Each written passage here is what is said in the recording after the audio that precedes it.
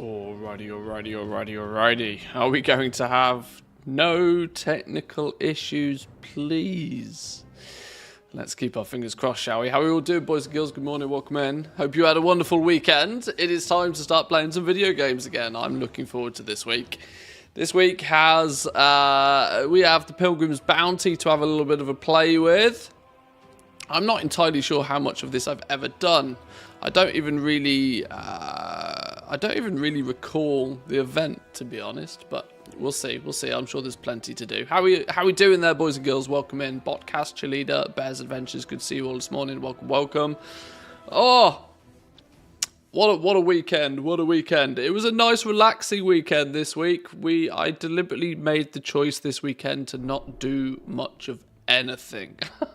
After the last couple of weeks, it was needed to have a chill weekend, and that is exactly what I did. I put the fire on, I relaxed, I played some Warcraft Rumble. I played probably more Warcraft Rumble than I should have done, but you know, when you're sat there lying on the sofa, it's kind of easy to just take your phone out and play games, you know.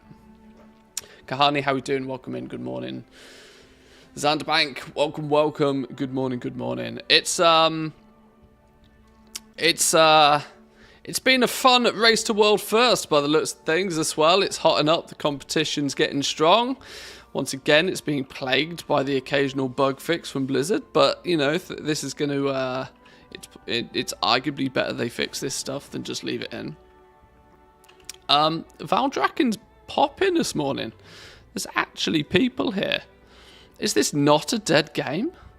There's actually people playing. This is impressive. Let's see what we're going to do for this Pilgrims Bounty business. I'm pretty convinced there's stuff. Where's the holiday stuff? Is it world events? Pilgrims Bounty. Oh, it appears I've done most of it a long time ago. The likelihood is it might need a couple of things for all the things purpose, and that could be it. What have we got here? Pilgrim's Peril and the Turkey Lurkey. What's a Turkey Lurkey? While wearing either a pilgrim's dress, a robe, or attire, take a seat at each of the capital's bountiful tables. Blast those dirty, sneaking rogues with your turkey shooter. See you later, rogues. Get shot. Have some turkey, yo. Okay, sure. This means I'm going to need Darnassus, Exodar, Ironforge, Stormwind. This means I'm going to need a pilgrim's dress or a robe or something, isn't it? How do we get some of those? Got some bad memories of Turkey Lurkey. Well, if I'm smart about this, I'll ask you guys to bring all of your rogues and just stand in a line. And I'll just boo. I appear to have shot an undead rogue already. I need all of the others. I guess that can't possibly be too difficult, right? Can't be too difficult. Started the game 15 years ago as a dwarf rogue. I never knew what happened. Just got blasted with turkeys for a week. Makes sense.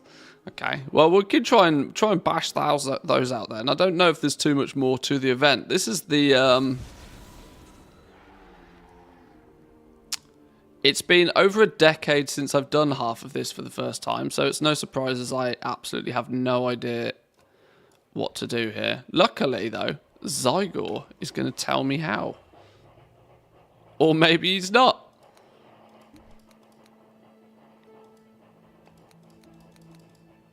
Okay, I think this Zygor guide is a bit broken.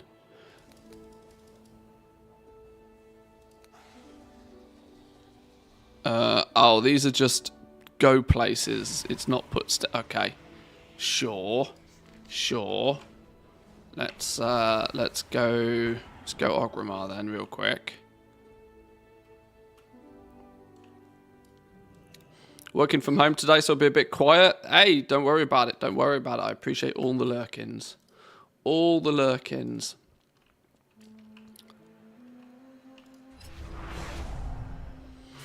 It's funny when people who don't play WoW say it's a dead game, then you log in and can't move for 5 minutes because all the people causing lag.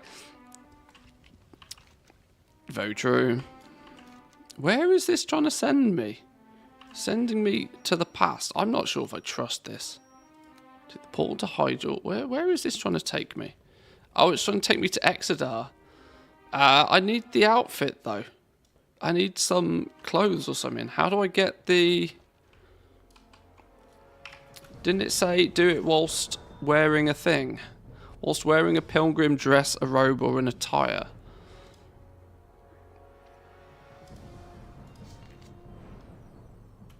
Maybe there'll be a vendor or something. Maybe there'll be a vendor. Who knows? Hydel port. Oh, is that the sound of my coffee done? Oh, coffee is ready. It's that time in the day where coffee becomes portal to Hydel. Portal to Hydel. Coffee o'clock. Coffee o'clock.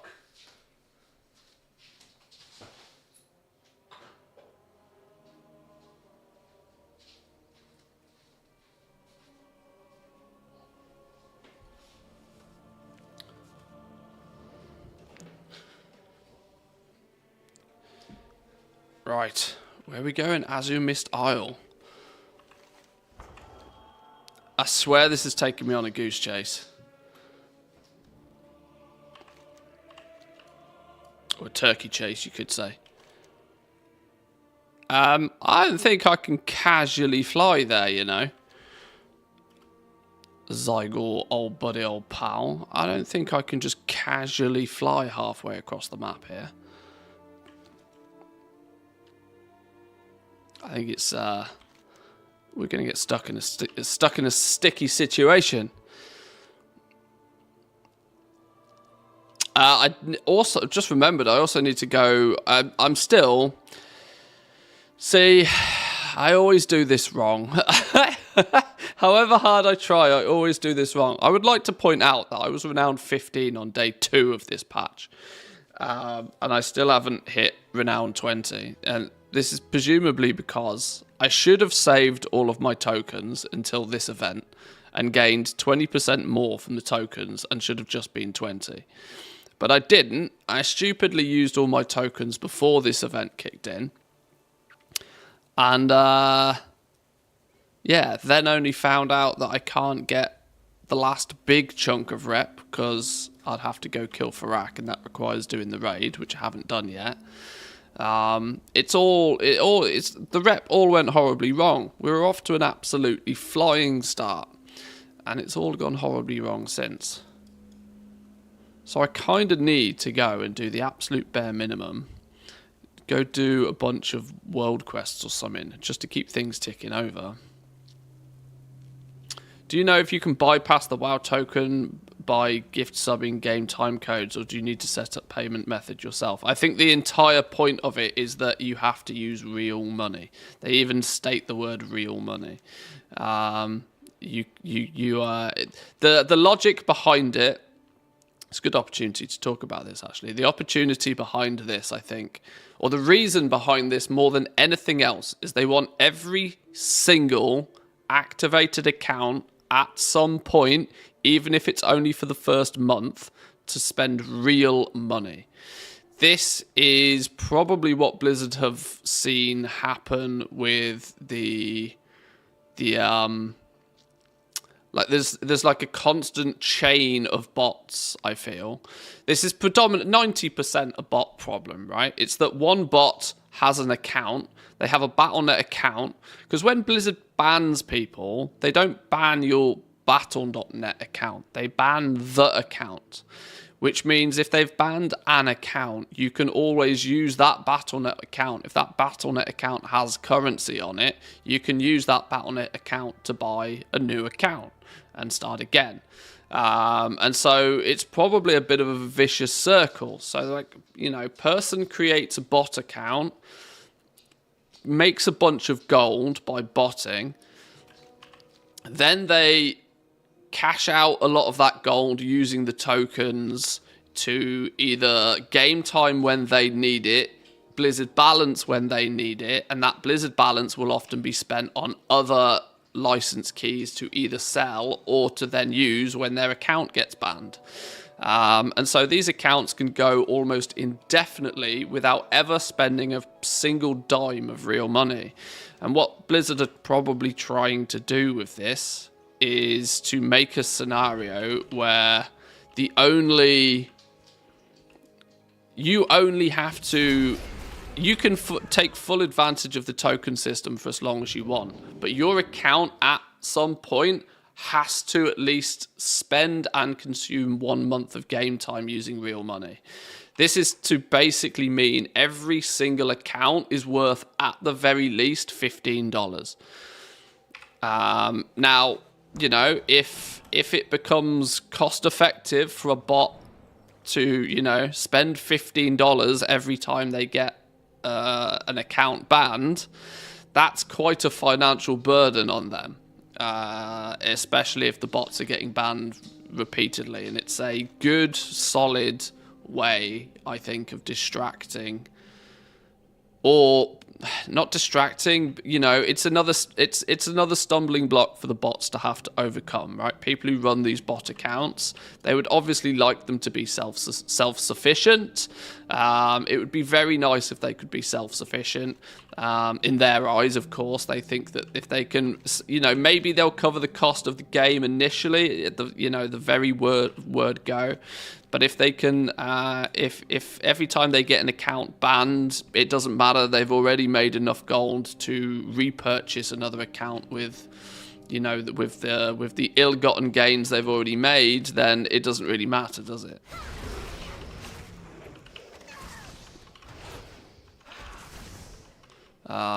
So the problem is the post was very, how would you say, very disguised in what it's trying to actually achieve. I have the problem that I might be here, but I don't have the attire. I don't have the dress or something. I think I've broken this, haven't I?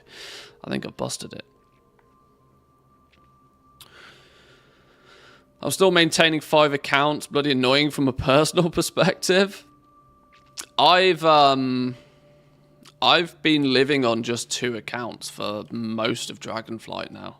There has been a couple of occasions where I've activated a 3rd account, but I've had very little reason to go above the 2 accounts this expansion so far. I, though, am very tempted to use a bit of this time before the next expansion to level up a whole bunch of characters, just because you can multi-box them up quite quickly and easily, and there's always some reason to have 20, 30 spare alts knocking about. I've not quite decided, though. I've not quite decided. Run another alt up to 20, then hop back on there and finish up the 18 to 20. Well, the 18 to 20 is basic. I mean, it's not that I have... It's mostly that I haven't got anything to do on that character that's going to give me rep anymore. So until next week, until Wednesday, this problem goes away naturally on Wednesday. So I don't worry about it too much. But the rep isn't really important to get leveled up particularly fast. It's just a nice to have done and dusted out the way thing. So I'm not botting, and it's still an issue for me. So I'm looking for the easiest way to bypass it. I think they're trying to close the loopholes. I think they are 100% trying to prevent you from being able to bypass it. They want every single account to have at least once paid for game time. If you live in a geographical location where that's not very easy to do due to currency conversions or whatever, I feel for you. But unfortunately, I don't think there's many options out there for you other than to do what it is you need to do to give Blizzard $15 US. Which, yeah, I don't know what else to say in that scenario. I've come all the way here and it won't let me click on a chair, and I can't speak to the vendor, so I presumably can't buy a thing. This has gone horribly wrong. I don't think I'm going to casually stroll in here and click the port to Darnassus either, am I? Let's be honest. Should we try? This could be funny. I mean, I guess I probably can at this point, but...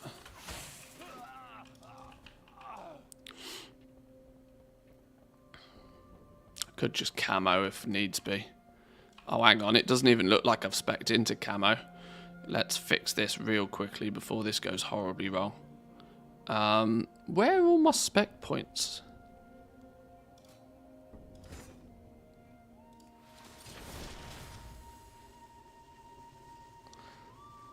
Yeah, Zygor's taken me to the Alliance places first, which is stupid. Although that might be because they're the only ones left I need to do. That's equally entirely possible.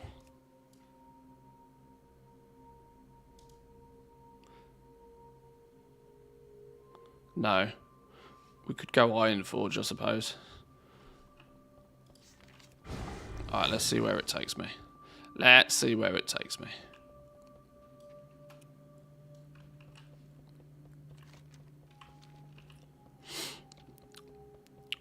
We can lurk into the shadows if needs be.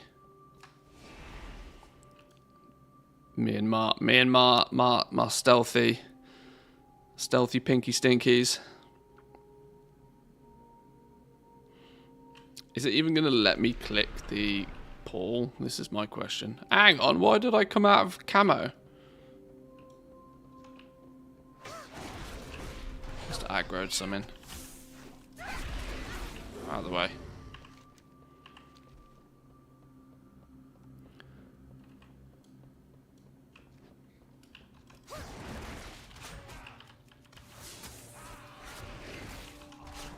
Go away.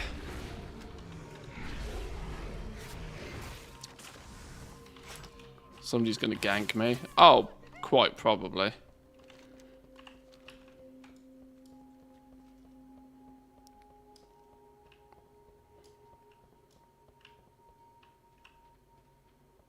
That is assuming there's anybody here. This is Draenor and Alliance. There's probably only about 3 of them in existence anyway.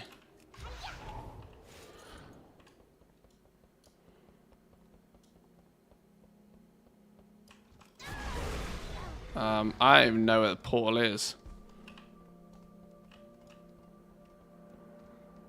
I would assume it's up here.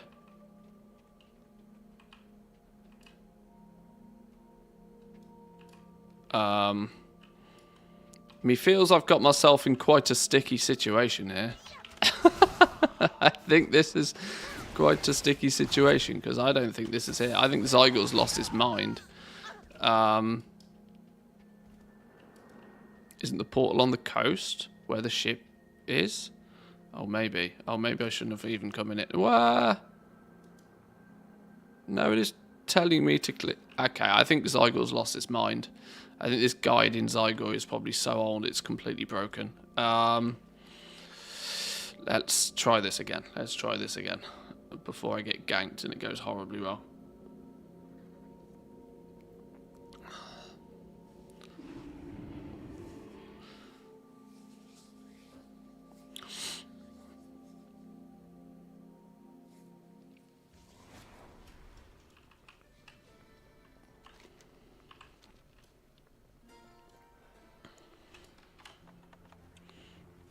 Right, let's try this again.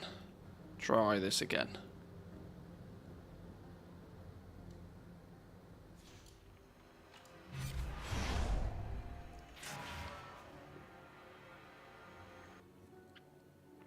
Let's head to Ironforge because that's one of the locations anyway, and at least I know it's going to be relatively safe.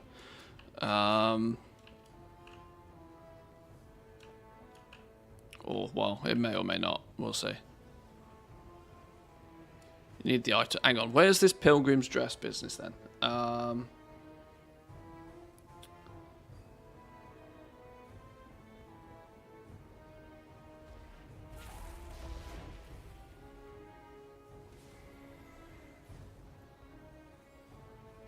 Okay.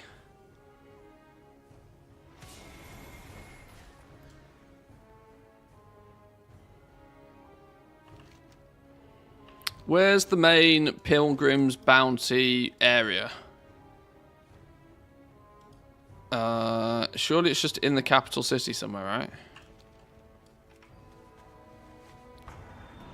Is there not one in Orgrimmar somewhere? Hang on, let's use this opportunity quickly to have a little bit of a speak with you guys, make sure we've got everything.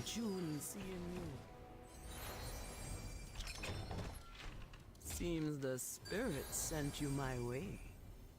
Okay, we're out of spend. Bless you. For Stormwind, it's just outside, so it could be outside as well. Let's go and have a look then. It could just be outside, yeah.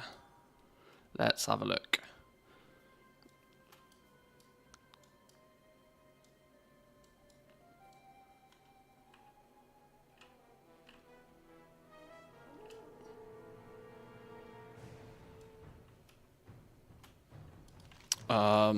Okay. Maybe not. Am I planning on making gold in this patch? Well, I make gold whenever the opportunity arises. The opportunities haven't been all that huge for me personally this patch so far. I was kind of hoping that these new conduits would be lucrative, but it turns out absolutely nobody wants them, so I've tried my best to steer clear of that. You could do a bit of farming here, there, and everywhere. Obviously, there's always the opportunity to trade some time in for some gold, but I'm not super in dire need of doing any of that right now either, to be honest. It's there. It just takes a moment to load.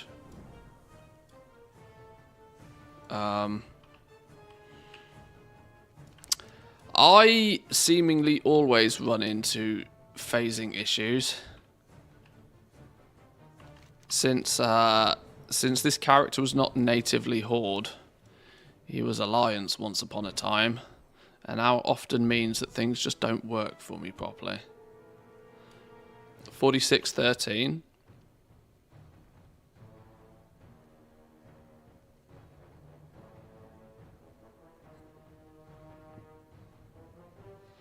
It's like here.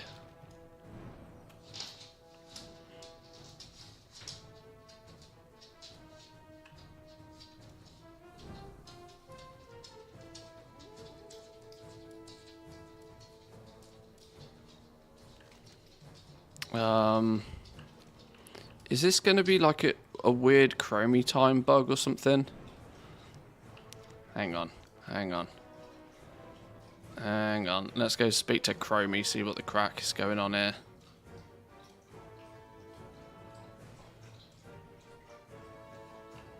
If you max level, you can get the buff in Valdraken as well. Oh, okay.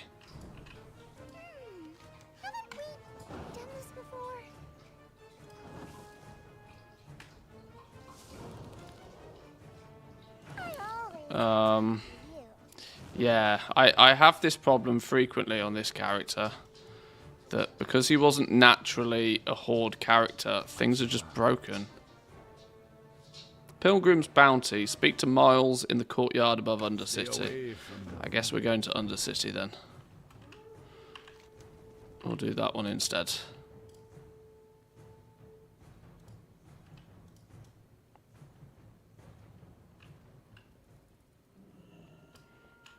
Undercity Portal, I think is... No, hang on. Undercity Portal's not here at all, is it? Ah, my brain. Why did I choose to switch to Horde when I've played Alliance forever and a day? Of all the stupid decisions.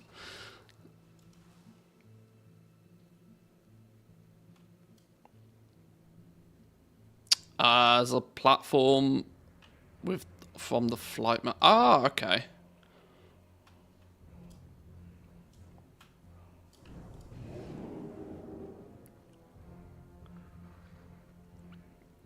Because Volpera, yeah, very true.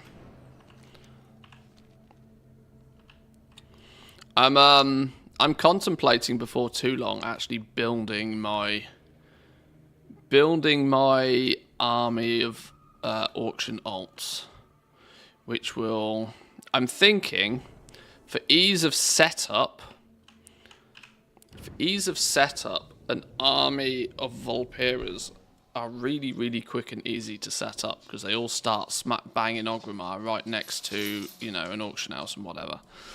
I'm just wondering though if long term that's the best way of doing it. I would like to have all my characters in the shrine, because the shrine is super useful. The shrine is literally best in slot location for doing auction housey stuff. Because as long as you're an alliance, you have the mailbox, you have the auctioneer, you have just got everything right next to each other. But it's difficult because you've got to make the characters and then get them there. That's more of the problem with that. Speak quickly. Watch your back. Right, spice bread stuffing. Cook 5 servings of spice bread stuffing and then bring them to William Mullins in the feasting area. Let's do some of these, why not? Well met. Be careful. Eat 5 helpings of every food at a bountiful table until you gain the spirit of sharing. Goodbye. We also have, we're out of cranberry chutney. Bring 20 servings of cranberry chutney to Roberta Carter at the feasting area in the courtyard above the Undercity. You'll be able to choose one of these rewards. Now the question is does picking up one of these rewards also reward the others? Our time will come. I guess we'll find out. Cranberry chutney. Where do we get cranberry chutney from then? I'm listening. Do we make it? Remember, patience, discipline. Is it a cooking thing? It must be a cooking thing, right? The whole event's about cooking. Where's cooking on my bars? There it is. Cranberry chutney. Tangy South Fury cranberries and some honey. Okay. Once again, where the flipping hell does all this come from? You wouldn't think I've played this game for like nearly 2 decades now, would you? You're a vendor. A bountiful cookbook. Definitive collection of Pilgrims bounty recipes. Oh, clever, okay. Well, there's our honey. 5, 10, 15, 20. What else did we need with it? No one. What else did we need? Tangy South Fury cranberries. Sold by the Pilgrims bounty vendor outside Ogrimmar. Oh, Lord, I've just been there. Not only have I just been there, it's also busted. Okay. Do we do this then? Okay. I've got phasing issues there, Blizzard. Beware the living.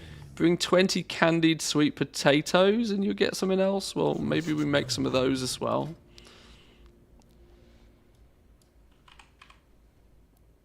Candy sweet potatoes. We need Mulgore sweet potatoes. In Thunder Bluff.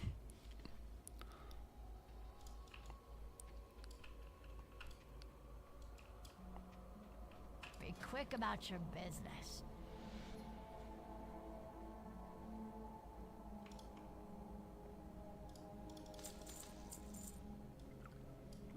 Right, all of this is basically free, isn't it? Let's just do this the easy way.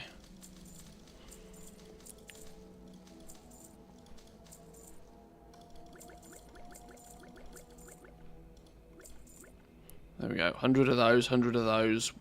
Whether we need these, who knows? Oh no, they only stack to 20. Stupid game.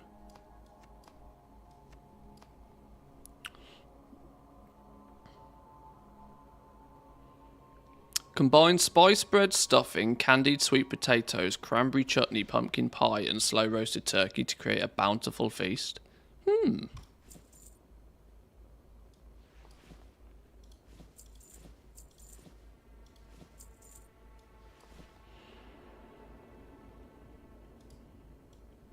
not.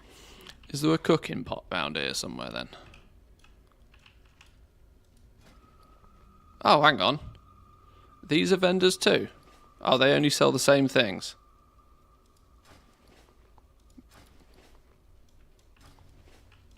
Okay. Any more? Any more? Doesn't they look like it? Right, we've got to get our cook on then. Might have to do some travelling first though. What else did it say? We'd eat 20 of everything.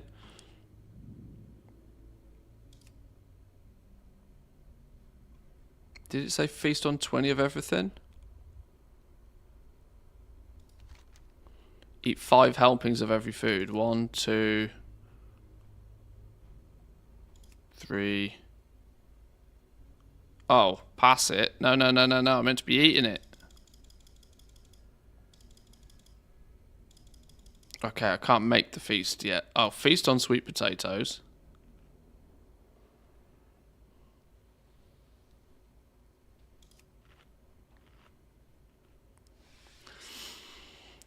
Two, 3. Nom. Getting fat. 4. 5.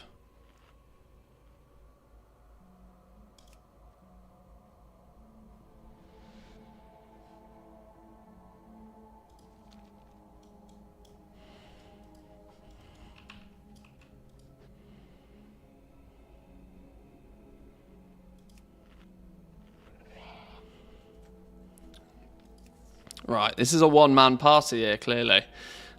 So, I guess I have to do some seat hopping.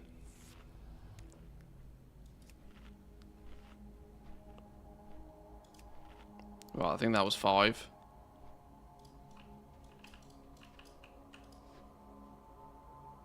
Turkey.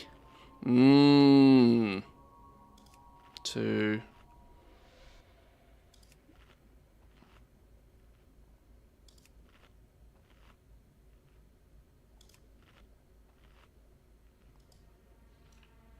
Right, 5 turkeys. Cheesecake, no, pie.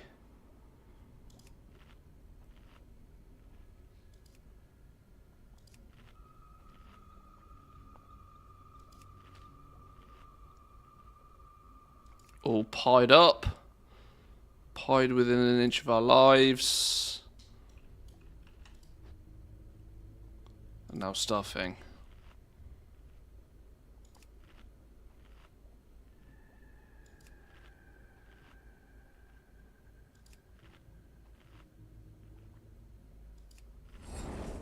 Bish, bash, bosh. In the spirit of sharing. Sharing with myself. That's the spirit.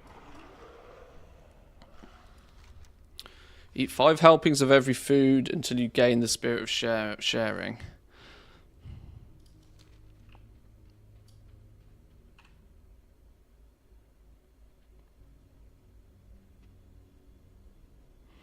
Rep gains by 10. Only lasts an hour?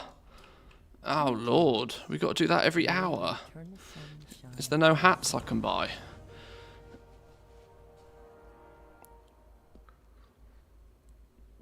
That's a lot of hard work to be doing that every hour. Just for 10% rep gains. Can't say I'm a fan of that, to be honest. I'm listening. Dark Lady, watch over you. Okay then.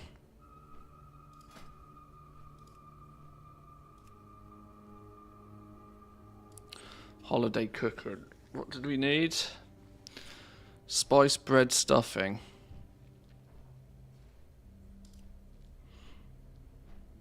Need spice bread.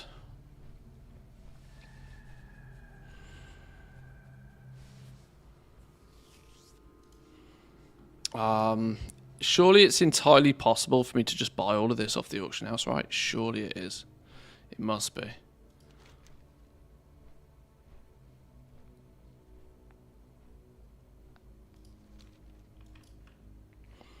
Anybody for a long boy? I really need to put some effort into getting this long boy, don't I? Oops. Now you might see what I was doing over the weekend.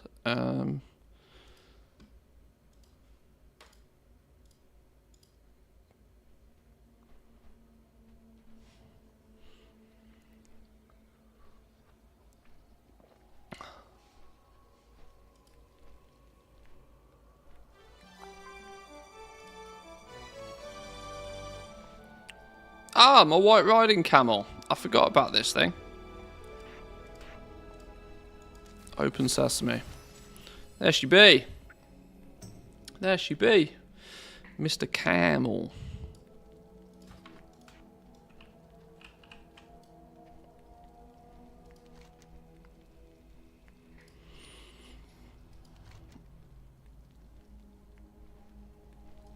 $20 pieces of candied sweet potato. Looks like me. Ah, that's almost rude. Did they change the Rumble coin redeem ratio on EU2? Yeah, I saw that. They give you more if you buy through Battle.net, which is logical because it cuts out the Apple tax or the Google Play tax if you do that. It's not much more, but it's more.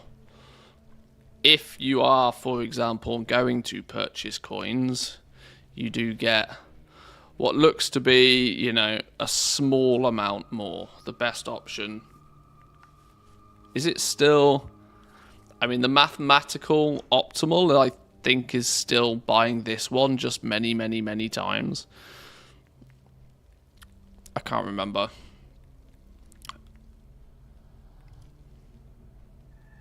But yeah, they do give you a little bit more now, which is nice.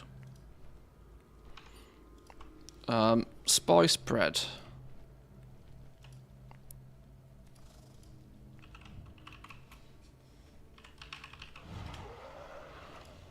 How many do we need? Spice bread stuffing, 5.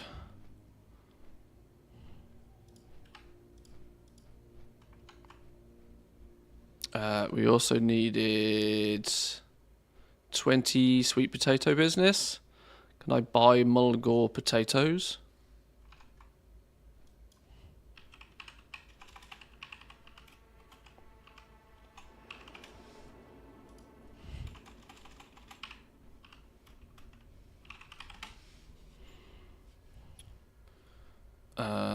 That's sweet potato bread. I need Mulgore sweet potatoes.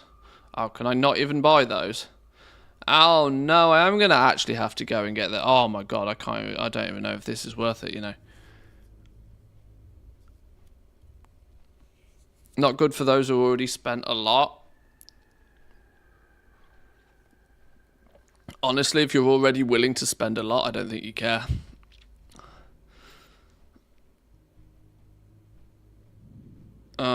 Okay. So I'm going to actually have to go get those.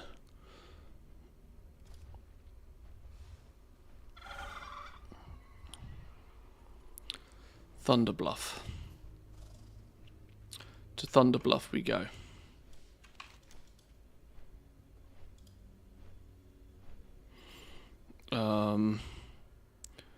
Where's Thunderbluff when it's at home?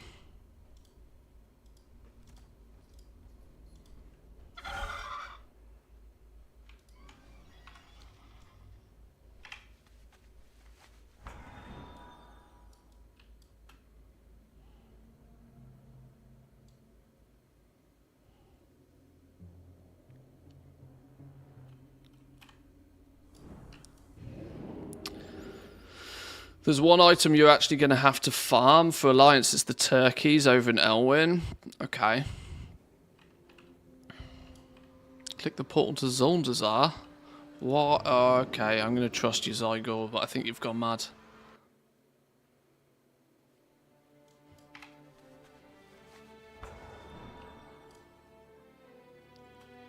Goblin side of me can't let go the difference in the 4th decimal point. Well, yeah, true.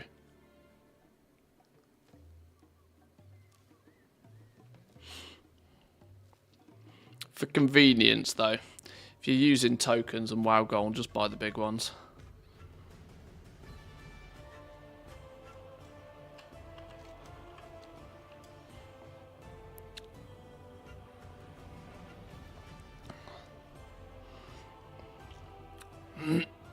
I've restrained from spending too much gold on Rumble, although I am having fun playing Rumble, so in that regard I don't mind it. As long as I'm enjoying doing what I'm doing, I don't mind. Sounds risky. That's why we're not bringing the crew. Not until we know more. And obviously, in some regards, it's mostly free anyway, because it's all being paid for with gold, so... Made a killing on the spice bread before somebody nuked the price from 38 gold down to 2. Well, yeah, that'll happen. Mulgore spice bread. Isn't this what I needed?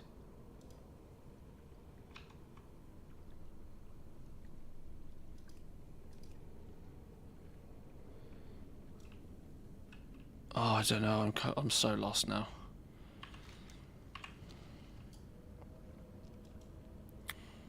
Oh, who's turned me into a chicken? I've been chickened. Clucking hell.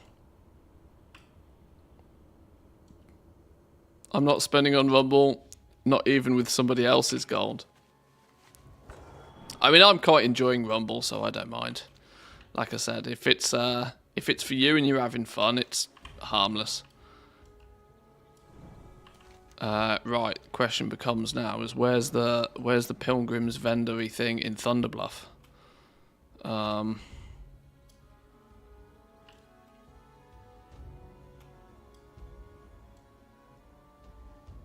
Another capital city that I have no idea about. The winds guide you. May the eternal sun.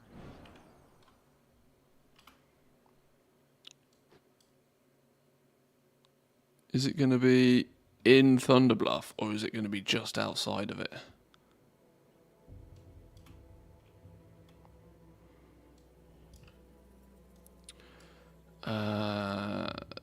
NPCs, vendors.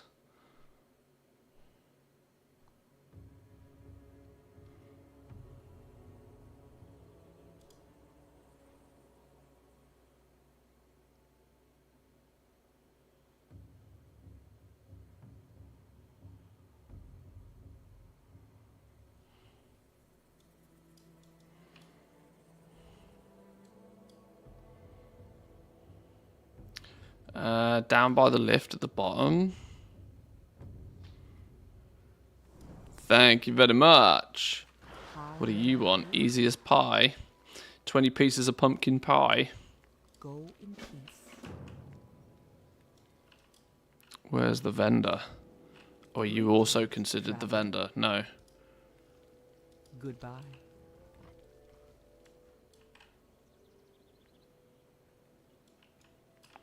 There was a barrel of goodies. Oh, hang on. Who are you? No, hostess.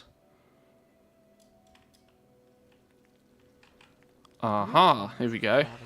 What have you got? Sweet potatoes. Oh, you only stacked to 20 and all.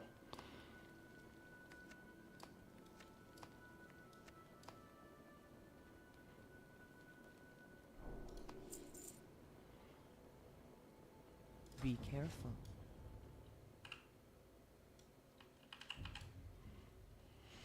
Okay. Hello That should be our candied sweet potatoes. How many did we need? 20? Okay, I bought a little bit too many, but it's fine.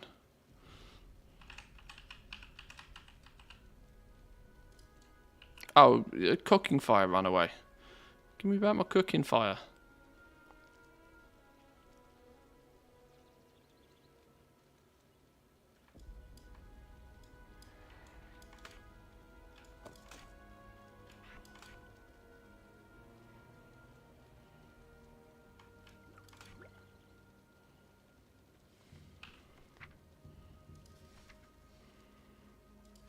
Where's me cooking fire gone?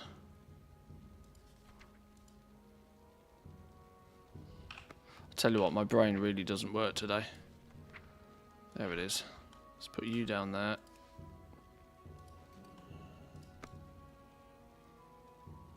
Whoa, turkey off the fire. Turkey off the fire.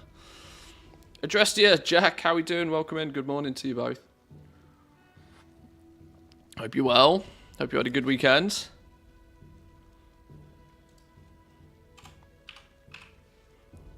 Go.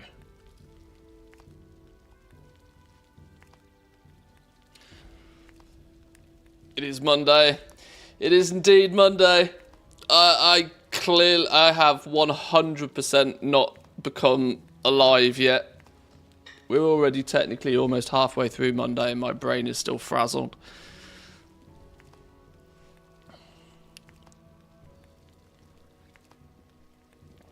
Don't you wish you were a mage? Yeah, doing this on a mage would be much easier, actually.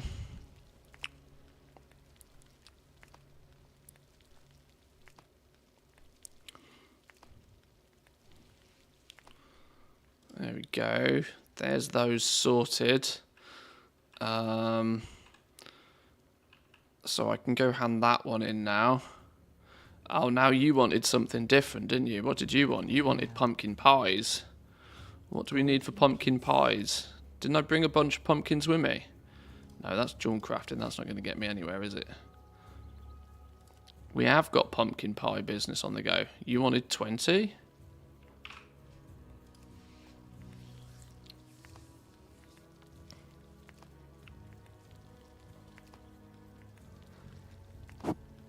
I mean, I've got big coffee. Caffeine just hasn't done caffeine things yet. It's, it needs to hurry up. It honestly does. It needs to hurry up. This is why I'm just, you know, letting my brain activate before we do anything particularly serious or clever.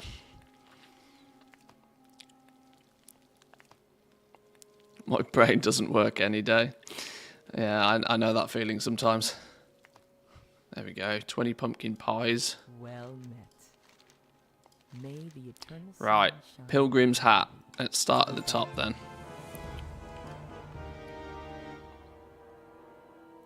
So what was the...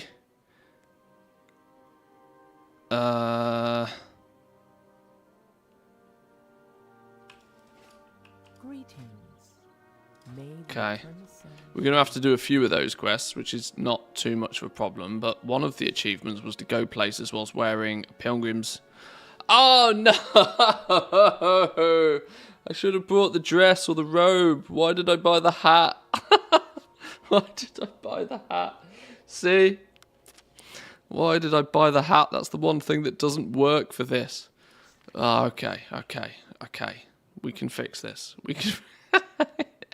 What do we need for our stupid spice bread? Surely we can make our spice bread now.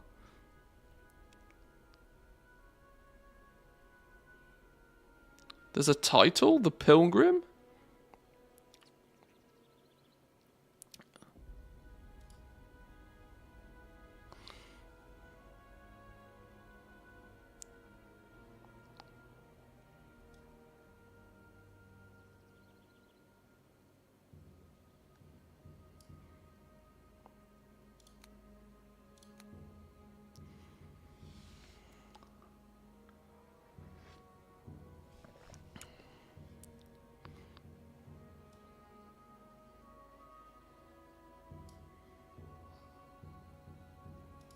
Okay, we've done that.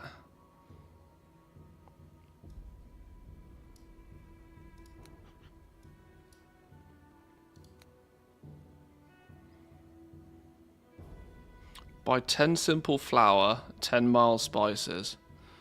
Right, let's do exactly what this does. I didn't realise there was a title for doing all of this. Let's hope this Zygle guide is slightly less broken. Plan B, go outside, put face in a snow pile. That's actually not a bad plan. That's really not a bad plan. Although parts of our house are still feeling like it's a snow pile. Our flipping bathroom has got no heating in it now. I tell you what, if anybody ever, if your husband or wife or significant other or whatever you want to use phrase-wise suggests to you that you buy a 100-year-old house, may I provide you the wisdom to tell them no. Because shit just goes wrong. Shit's always going wrong.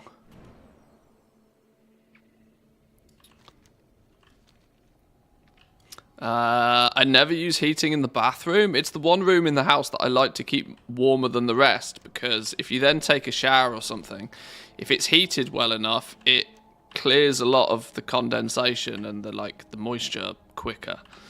So I tend to keep the bathroom a few degrees hotter than the rest of the world.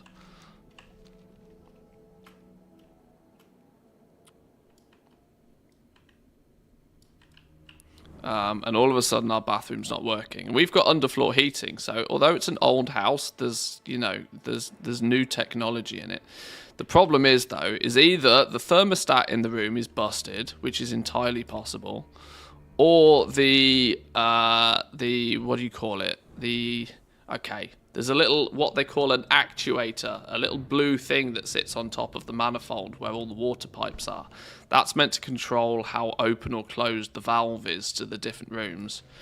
Either the thermometers, the temperature sensor thing is busted, thermostat's busted in the bathroom, or that thing's broken. But I don't know which one it is.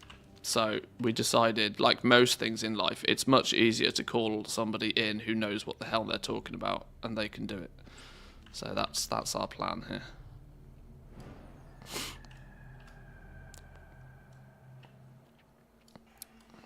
All the places I've had in the bathroom has hot water go through the towel rail. Well, we have the same, but if that's also connected into the same loop, so if for us, even our towel rail doesn't get hot if the floor's also not getting hot.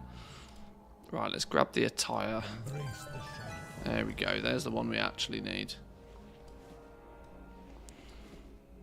It's an unnecessary amount of complications that I genuinely cannot be doing with. So we call our local neighbourhood friend, and he comes and does it for us. Take the elevator down. Where? Rose Standish.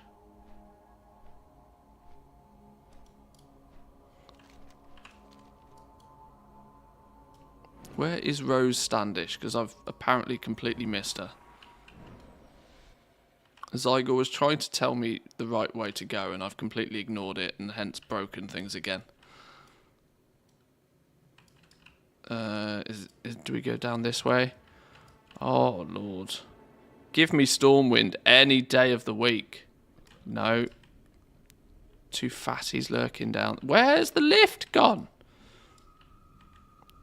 Are these...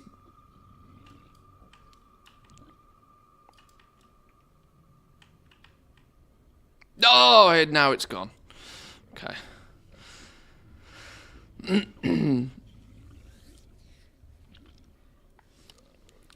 In my parents' place, this becomes slightly annoying because the pipe is right next to the throne, so you always catch it when you with your leg. Okay, that's not fun. Yeah, that's not fun.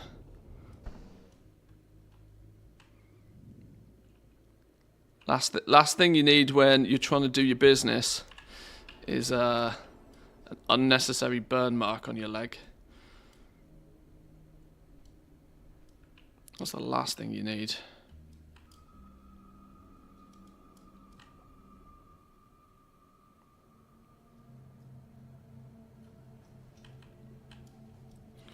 Right, I don't know where you're trying to take me, Zygor, but this clearly isn't the right spot. Or maybe it is, and I was just dumb. Enchanting supplies. Inscription supplies. Inscription trainer. Odds and ends.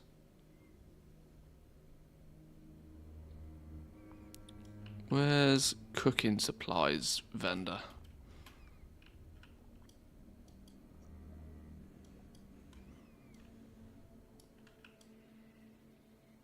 Bag vendor. Let's make sweet. What's this sweet NPC's profit name? together. Rose something. / target. Rose.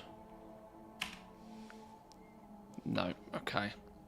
Who was that? Smooth George with a 14, my man. Thank you very much. Welcome, welcome.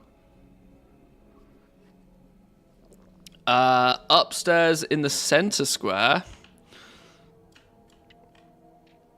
Upstairs in the centre-y bit.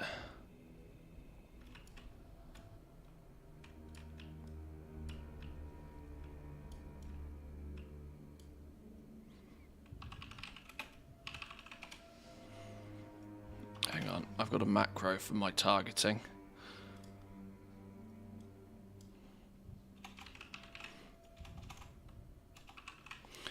Rose Standish.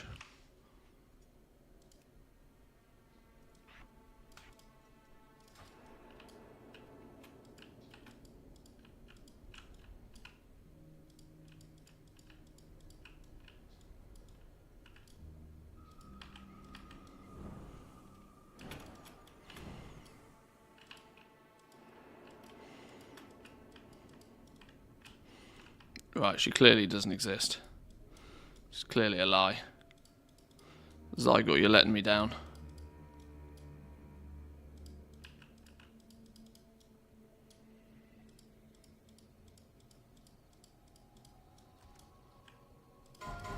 Whoa, hello. There she is. Where?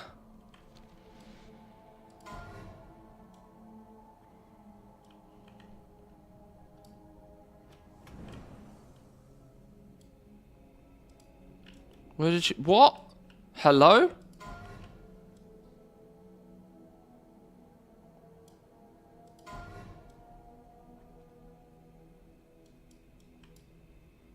So confused right now. Are you outside? Clearly not. Up and out. Can I fly through these? I bet I can't, can I? No. Okay, so she's outside. In the little vents in the ceiling round here somewhere. God, I hate this place. Makes me look like such a moron. I mean, that's not overly difficult nowadays.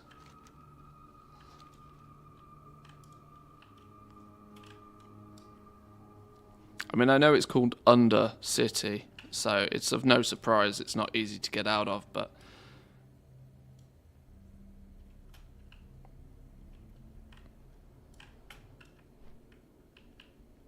Can we go through here? No, that's back out to... Oh, dear God.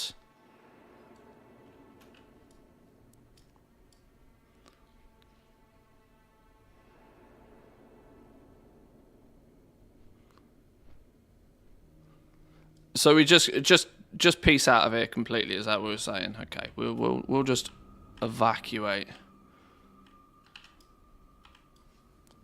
We'll be gone.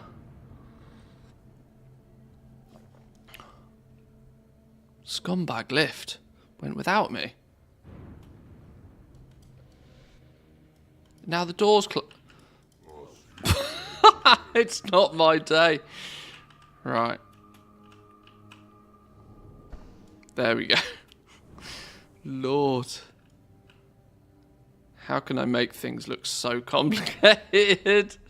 I impress myself how complicated I make this look.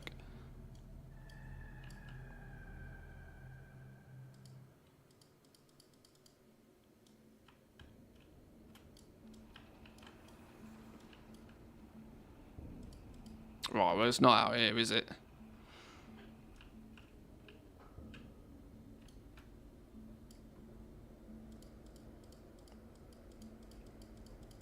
Oh, it's flipping broken.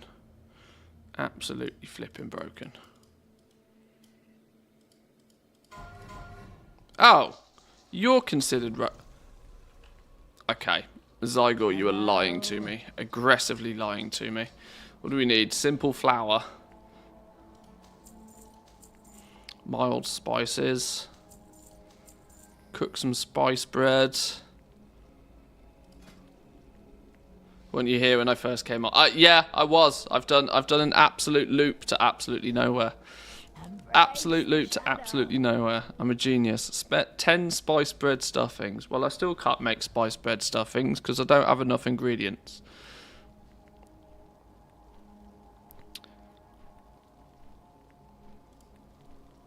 You cook the spice bread first? Spice bread a thing?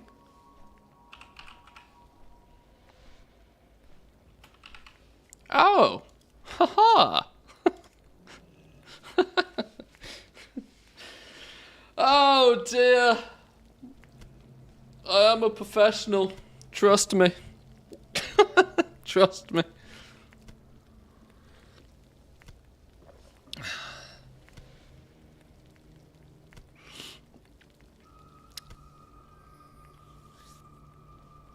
Right, spice bread stuffings.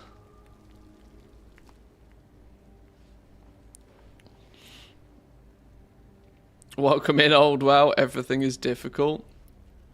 Oh, now me cooking fire's expired.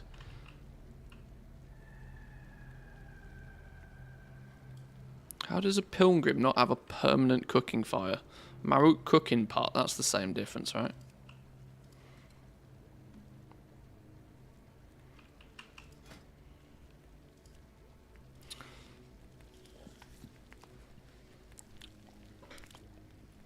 In a way, I don't mind it when stuff like this ends up being like silly difficult for no reason.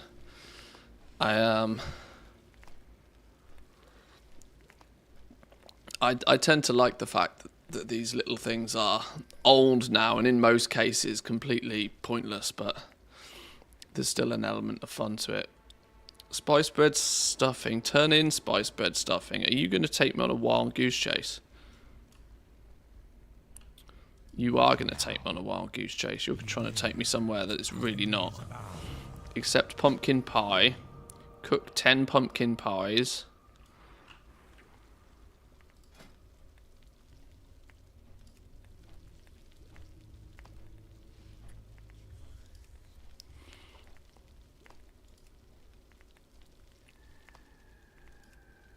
Little Ragnar's pet is a fire too. Oh really? Oh well, there's another reason for me to succumb to FOMO, I guess.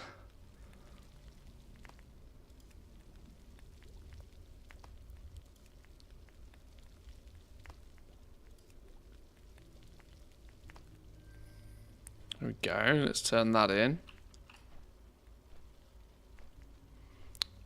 Talk to Francis Eaton, turn in pumpkin pie except cranberry chutney.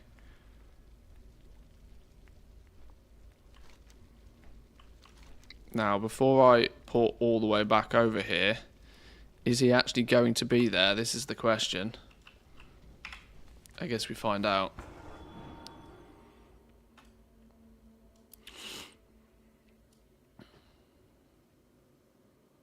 Not sure what Zygore's up to, but it was never downstairs. Zygore gets it wrong occasionally. He's mostly up to speed.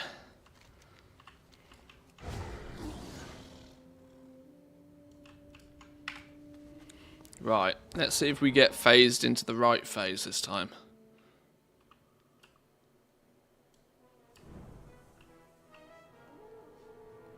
No. It completely breaks my game. I wonder... I am consistently getting Orgrimmar related phasing issues because I haven't done this, what I vaguely remember to be the Legion intro quests or something. I'm wondering if I just bang these quests out, that all this phasing problem will go away.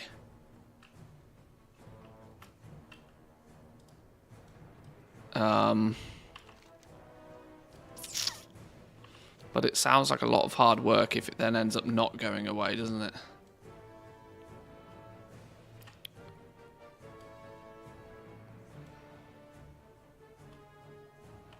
It'll also fix your phasing problem with Brill back at Undercity. Yeah. Maybe I just need to do it.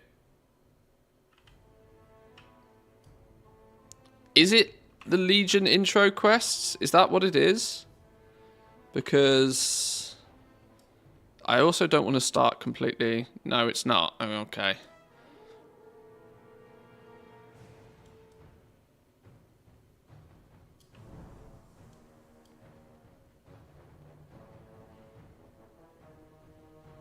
Oh, it's the BFA one. Speak to the girl in the middle ring in Orgrimmar, the undead lady.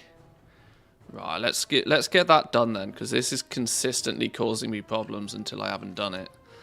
Are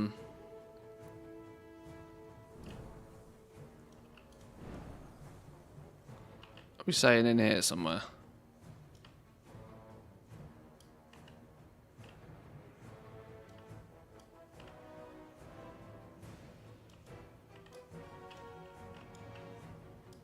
She was outside.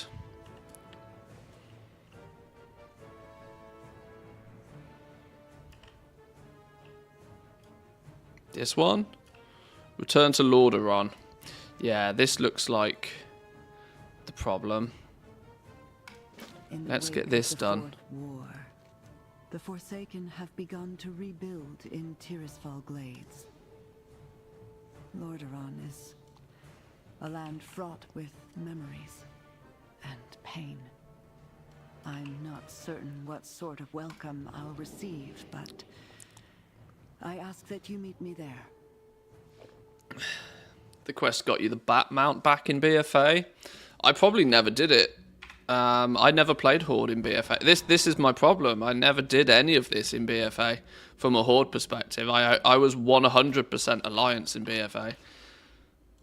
So, welcome to the world of squirrels, but maybe now we can What have we? tick off a few things. Manthieus princess. This event could be a rant video of its own. Manthieus tries to travel. For Lordaeron. Maybe. Maybe indeed. Any PTR updates? Well, the PTR is the main one is the main one's the AI NPCs in the dungeons, which is very cool. Very cool as well. My my idea of removing loot from there to, you know, hold some prestige for actually playing with others went down like a lead balloon. Oh, if you ever put a hot take on YouTube and don't fully express your reasoning why, you're going to get absolutely slammed into the ground. I don't know why I thought it would be sensible to try and suggest that you take loot out there without fully justifying it, but either way, but I'm also one of those people who still to this day thinks that loot should not be an LFR. I think LFR would have a much better place if it was to not have loot in it. Just my view on it. It's clearly not an opinion that many people agree on, though. And that's where we stand. Sylvana. Will people be able to bot level through these new dungeons? Well, it's only Dragonflight dungeons and it's only 60 to 70, so you kind of got to get to 60 first, but maybe 60 to 70 leveling is going to be very quick and very easy. I wouldn't necessarily say any quicker, but at least easy, because you're not relying on anybody else to dungeon grind all the way to 70. Which will be cool. I get your point, but then people won't be doing LFR. I think the less people doing LFR, the better. This is half the thing, right? I think LFR is... I think the purpose of it, the USP, the unique selling point of LFR is wrong. It attracts people in there as a way to get better gear than what they've already got, but they've also neutralized that nowadays on the basis of that you can get better gear from flipping world quests for the most part. LFR they should put AI into the LFR, and they should put AI into the LFR, and they should make it just like an introduction to raiding. I stand with the Forsaken. You know, even if you have it something like a Proving Grounds-esque thing. Do not linger. Like, I don't know, that you've gone in and you've killed each boss on LFR. It should be open day one. It should allow you to experience the story. It should allow you to see the bosses. It should allow you to complete any campaign quest lines that are needed. It should give you a first glimpse at what those bosses are and maybe what the mechanics of them are like. But I don't think it should give you gear. I think if you are looking to get good gear from that content, you should be doing it with real people and not AI. I can make more, but to be effective, they must be formulated to survive the plague. I mean, the second M in MMO is, you know, multiplayer. I think there's some value in... I think there's a lot of value in preserving that. Plague Lords of Maldraxxus. I stand ready to help. Soon as you my mate, and like I said, I went through this a little bit on stream, and I also know people disagreed with me on stream. It's not like I'm trying to change people's mind on this, but my view on it is simple, that the act of getting better gear, or the carrot on the stick of getting gear in the first place, should be linked in somewhat to, you know, actually playing the game with others for the most part. This is why you can't get mythic quality gear by world quests, because otherwise nobody would have any reason to go into the raid, you know. That carrot on the stick of gear, and in turn better gear, is the reason that it's there anyway. So you've got to start you kind of got to start somewhere. Overwhelming. And I think if they're going to put AI into dungeons, that's fantastic. It gives a way for people to go and do dungeons, to level up, to practice their class, get their keybinds in order, do it in a stress-free environment. But I still think the reward for doing that shouldn't be gear. You get gear for doing everything else in the game. Get the sample. And same with LFR. The very first entry level into raiding shouldn't be something that people see as just a stepping stone in gearing. That should be the tutorial mode for raiding. AI dungeons, normal dungeons, should be the AI training mode for dungeons.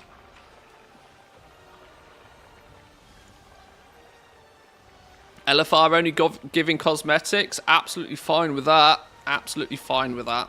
I don't think these kind of because LFR is just used as a free loot pinata, and normal dungeons, people don't really care about the gear from them much anyway. They're only there for grinding experience for most parts. So the added allure of gearing actually puts people in there that wouldn't normally be in there, and it's what half causes the toxicity in there in the first place.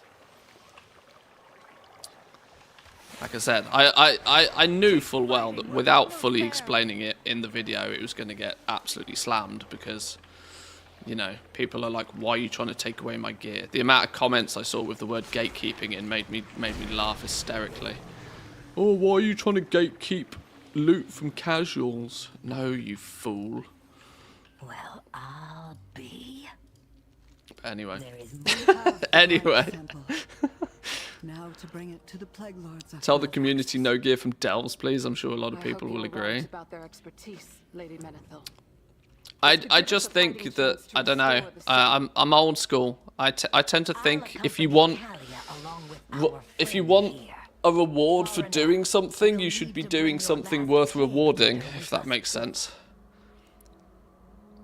Do be careful with it. Should these plague lords And the very simple act of removing gear from normal dungeons, everybody was pretty unanimous in that people don't particularly care about the gear from normal dungeons anyway. And so what's the problem? It's not, the gear itself is not the problem, it's the fact that it neutralizes the effectiveness of playing with other people, which I think is very, very important thing to keep in check in an MMO. Otherwise, it's no longer an MMO. We are grateful for your aid, Margrave. Walker.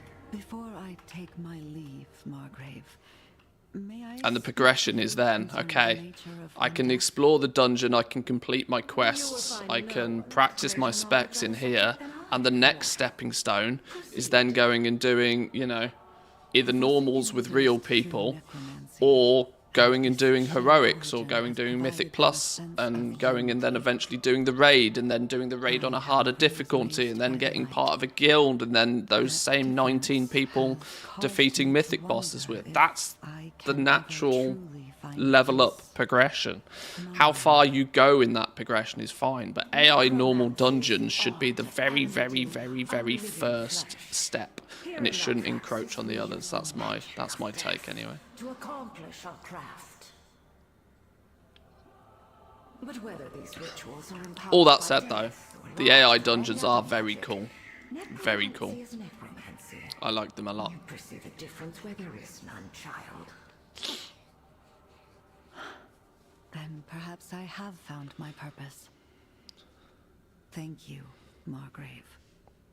Your perspective has been a great help. Do we actually need to chill and listen to you? I don't think we do we?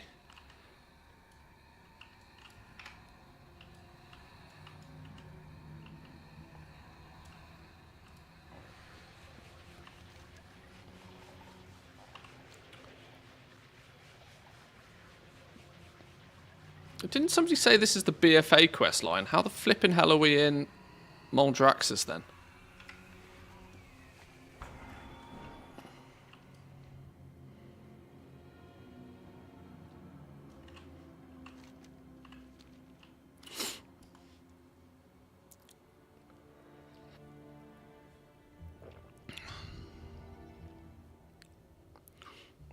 Scenarios in a raid setting? Yeah, pretty much. That's what LFR should be.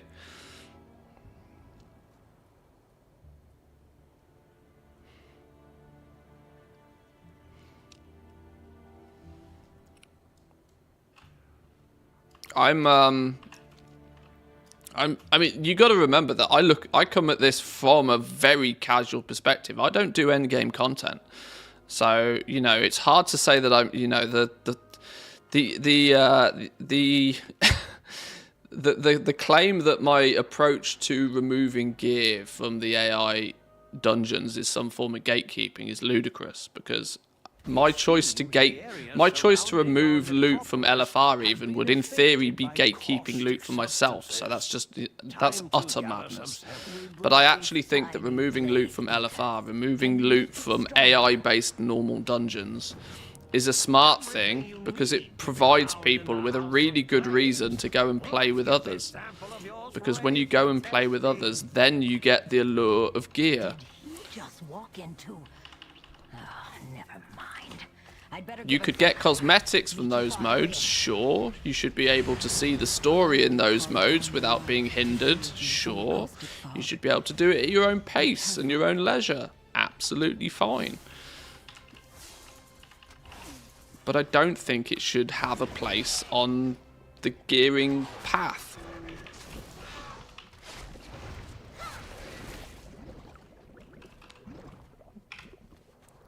But obviously, I'm on my own with this one. Blizz won't do it because it will kill a quarter of their profits. I don't know.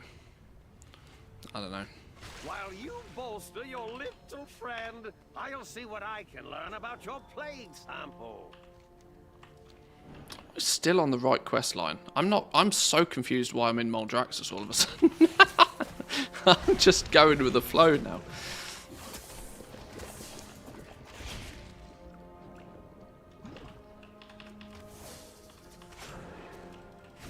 Let's keep killing things until it says we're done.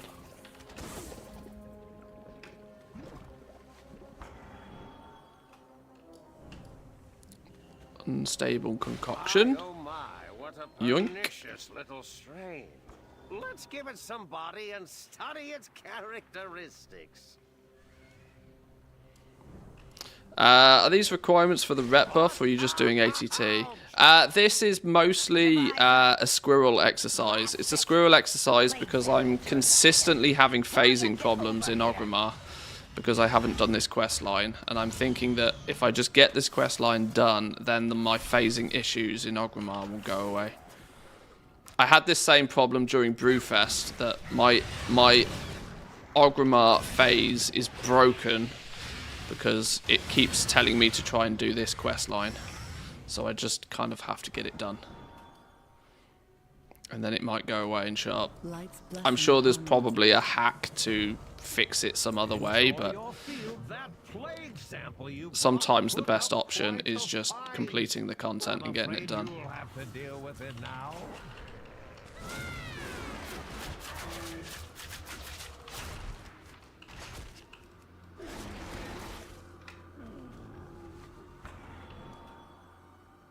So the TLDR is no, this has actually got nothing to do with Pilgrim's Bounty, but in a weird way, it's preventing me from being able to progress. So It was wonderful seeing you again, my apprentice. use Lillian's Hearthstone. Remember to visit. Okay. Back to Brill.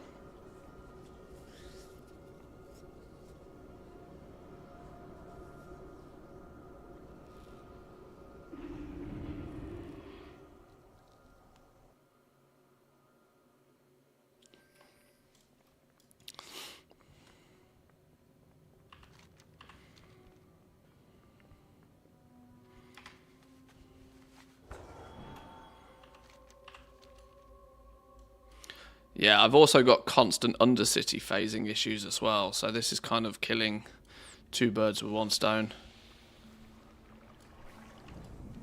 Hopefully, anyway. Need something. We have replicated and loaded my improved Plague Eaters. We are ready to deploy. Could get on a toon that did Legion and invite that toon on the toon sync quests to get it. Yeah, see, there's clearly a hack. But the easier solution and the more permanent solution is just to do the quest line. It's not going to take me more than 10-20 minutes. So there's usually ways to hack your way through any of these phasing issues sometimes, and sometimes you can even use them to your advantage, but I would rather just get the quest line done. All our efforts have come to this. I pray our Drop strength Plague will- Eaters in the ruins of Lordaeron. My forces will join you in the skies to help with any unforeseen side effects.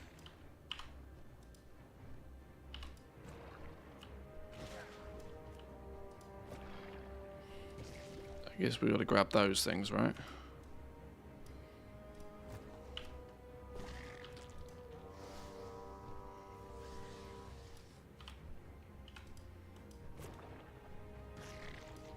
It's working!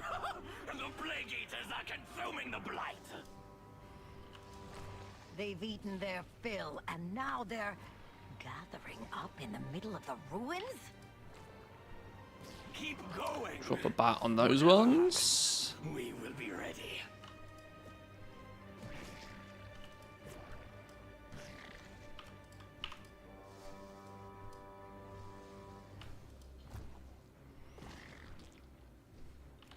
Not to mention, somebody said there might be a mount at the end of this anyway, so. The Plague Eaters Boom. have merged into a gigantic monstrosity! Kill it! Kill it now! Kill it with fire.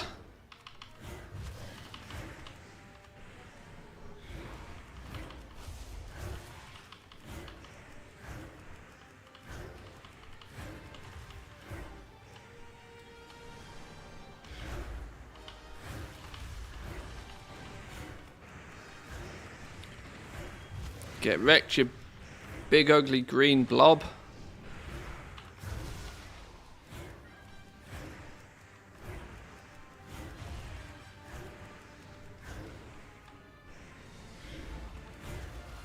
Down he goes.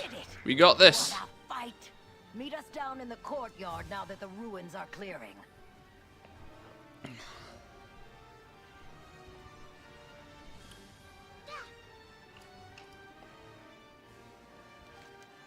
Do not linger. No more excuses. No more Banshee Queen. Witness the formation of the Desolate Council. Okay. And we should be led by a council, not a single ruler. My fellow Dark Rangers and I are with you. Are we really going to trust a Manthieus on the council? I cannot escape the shadows of my past, but I have no desire for a throne. I've got My music place playing twice is in my here ears. among You guys should only be hearing music and from I one. I've got vow it to playing serve twice for some all reason. our There we go. people. Whew. I take you at your words, Lady Manthieus. And we, the apothecaries, will help shape our brighter future. Then it's settled. We are the Desolate Council. We are the Forsaken. It's rare to have a dedicated squirrel stream. I stand ready. Yeah, see, this is one of the things that I can't lie. This is honestly one of the best things about this game, to be honest. That there's 2 decades of content. There's 2 decades of things you could keep yourself busy with if you really wanted to, right? And those 2 decades worth of content, even if you go, you know, even if you've done half of this before, you could go back and do it again and completely not even remember the fact that you've done it before. There's now that much content in the game. I'm not going to watch cinematics though. There's that much content. Just because it's not the latest and greatest brand new stuff, there's still almost always things that you could be working on. We'll give you the of Lordaeron title in the Dark Ranger Elf customization. Well, there we go. Now that should hopefully have fixed... Hopefully that will have fixed my Orgrimmar phasing issues now. But let's see.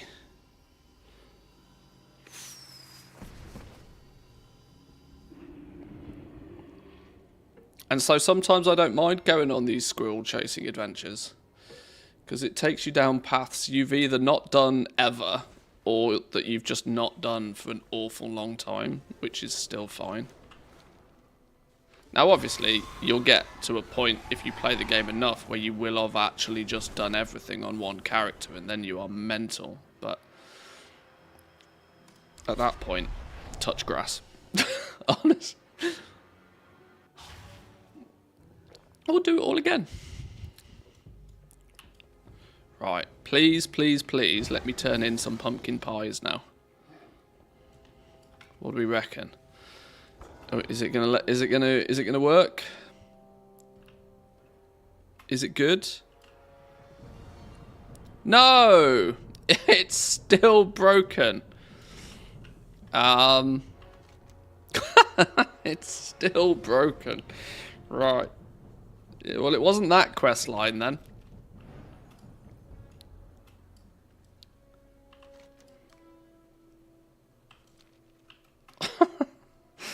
Okay.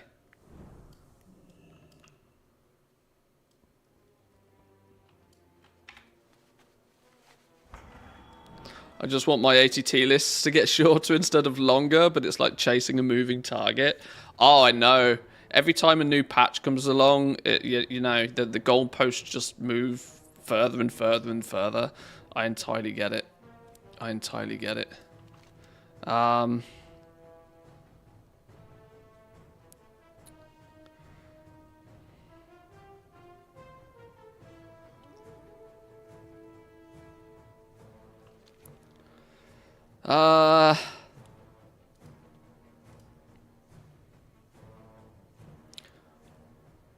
What do we think is causing this phase to go busted then?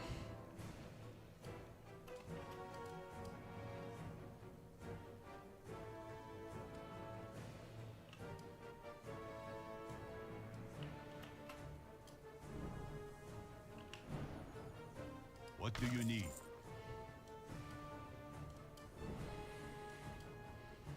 Good.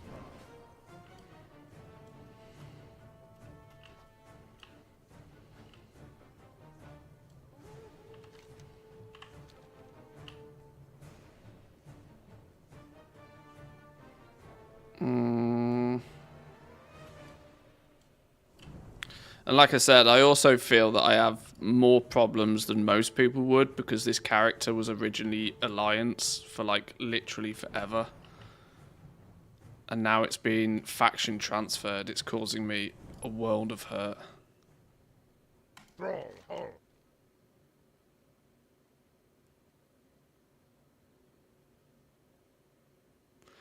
Did you go to the warboard?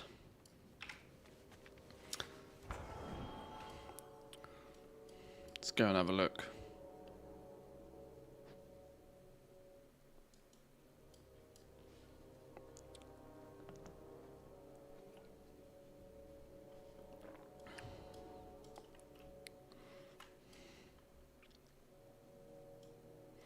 Maybe I should just chip away at whatever the intro quests are to whichever expansions. Broken Shore, Dread Wastes, Kung Lai Summit.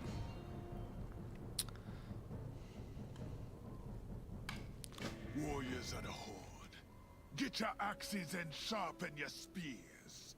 The Burning Legion has returned to our world.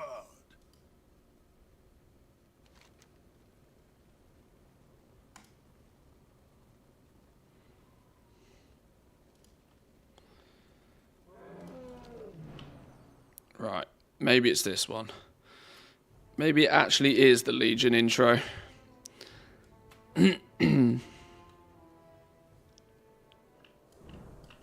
Right, let's get this out of the way. Whoa, hang on. I've heard this tale before. Skip the intro quest and begin the journey in Dalaran. All of the above, please.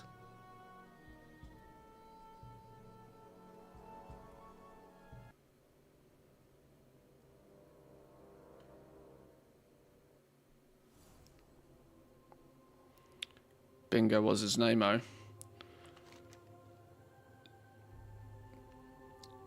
Do you think we're good? Do you think we're good?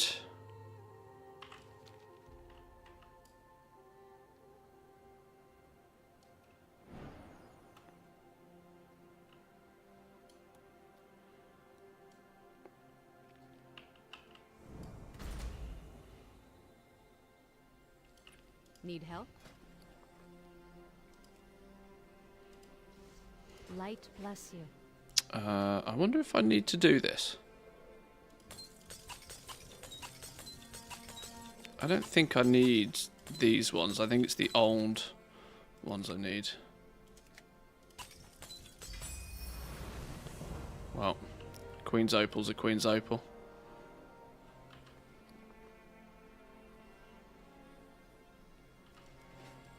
Well met.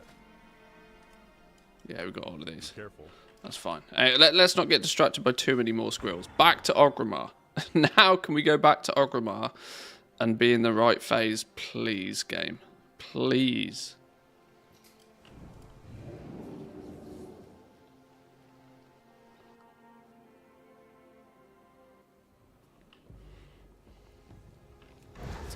What am I going for? I'm just purely trying to get my Orgrimmar phase to not be broken.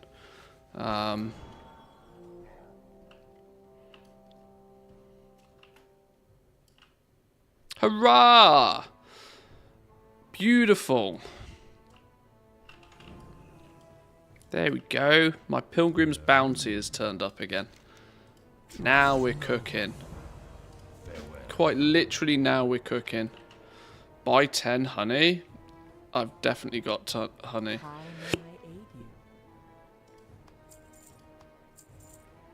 How many of these do I need?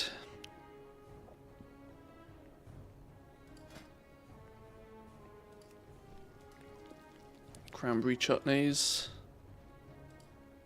Create all. Beautiful. Be careful.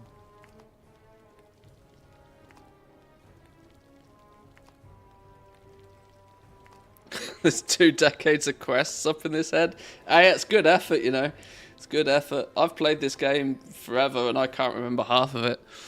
But then again, I also know that my memory is tragically bad. I've never had a good memory for this sort of stuff. I remember really random things. Like super random things. Go in peace. 20 slow roast turkeys. Be careful. Go in peace. 20 spice bread stuffings. Can we do some more of this?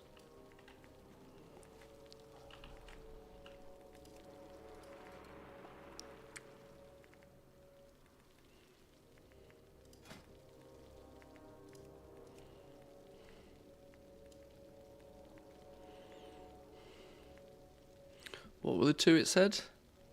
Spice bread stuffings. Oh, I need more spice bread.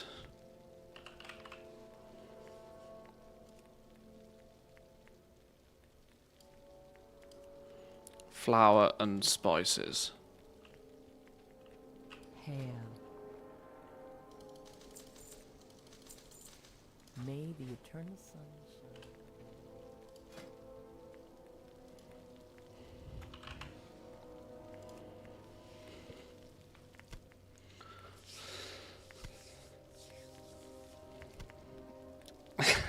That's when you get old.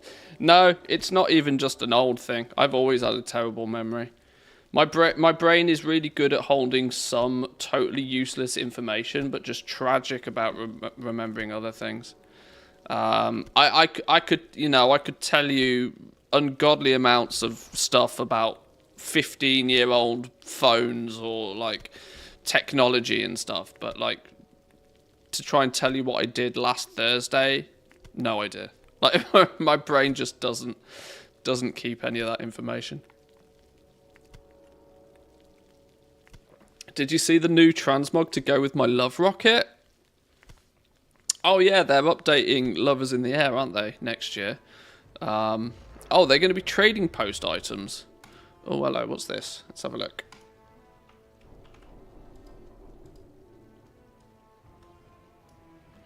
Trading post items data mine for early 2024.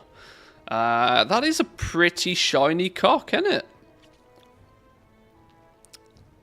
That is a most exquisite cock. Some new monthly... Oh, okay. A full slutty wizard suit. Okay. Sure. 2 of the items have a cost of 999 traders tender, which likely means they are upcoming monthly rewards. Reigns of the Majestic Azure Peafowl. So not a cock at all.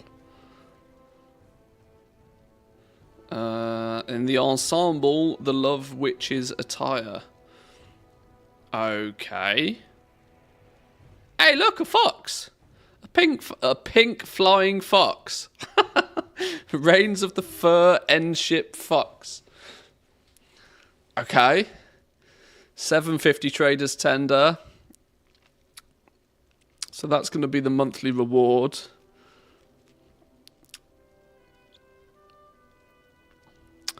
What else have we got here? Guise of the Royal Masquerade, Guise of the Shining Masquerade, Sky Captain's formal attire, some weapons, pink shiny slappy stick,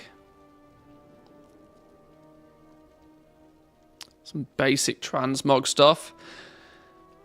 That's very pink. There's no denying. People have been complaining there was nothing pink in the game for years. That's very pink. That's very blue. Parasol, a couple of parasols to go with it. Look at that crown. That is ridiculous. Okay. Sure. Long live the king. Whole bunch of stuff. Alright, cool. Well, it's, you know, they really are diving deep into the world of cosmetics nowadays in retail. So, get on board, I suppose. Not bad, not bad.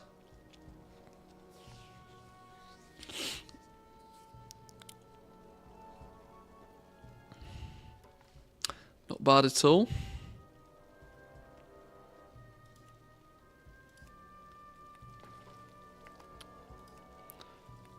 How many more of these do we need?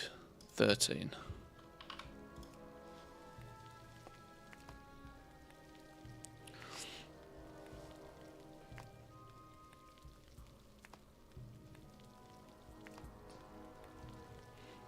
Hopefully if we can bang out a few of these quests, we should get all the appearances we need as well.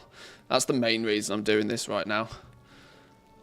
You can either just do the same quest a few days in a row, or if you travel around and do all of the quests, you should be able to get most of the appearances. Greetings, traveler. Go in. So now I can get the dress. May the eternal sun shine. Happy. Right, now where's it taking us? To turn in some cranberry chutney business. Portons to Zoldazar.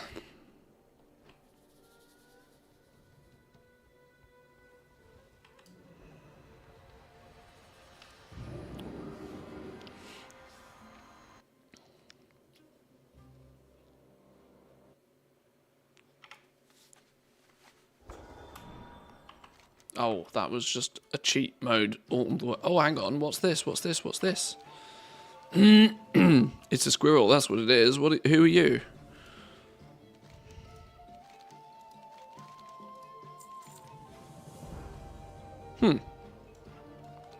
Okay.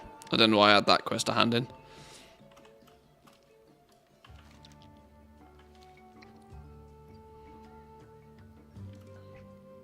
Almost got distracted by yet another squirrel.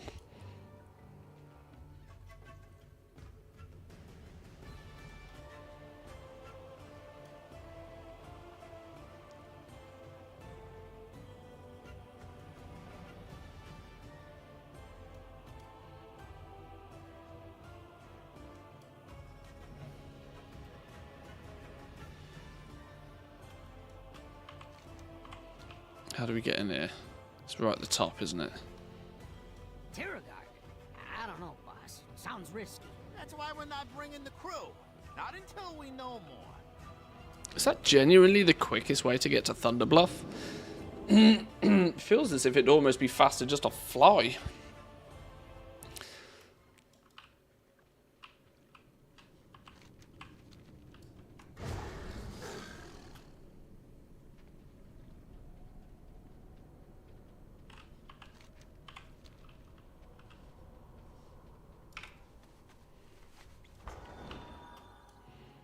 Alright. Cranberry chutney, candied sweet potatoes. Why do I think I've done this one already? Peace, friend. Goodbye. Be careful. Nope. Ancestors watch over you. Cook 5 candied sweet potatoes.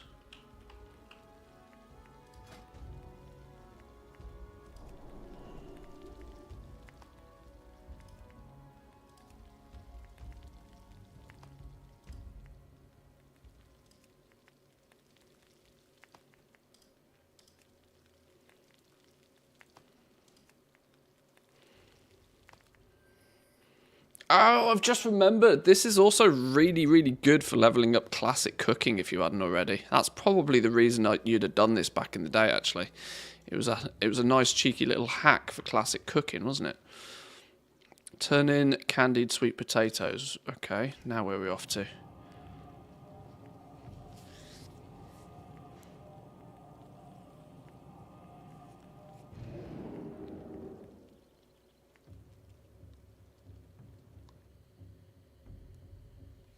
It's taking us on a right world tour, this is. Oh, this is to get back to Orgrimmar.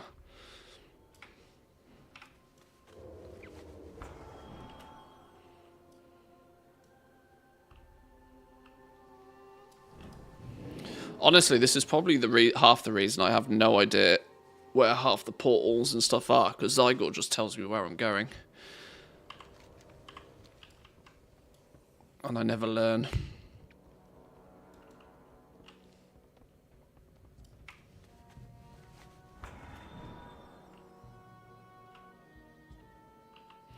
Undersupplied in the Undercity. I'm listening. Victory for Sylvanas. Beware the living. Collect 5 spice bread stuffings. You should have these from a previous step. Oh no. Oh no, it's all gone wrong.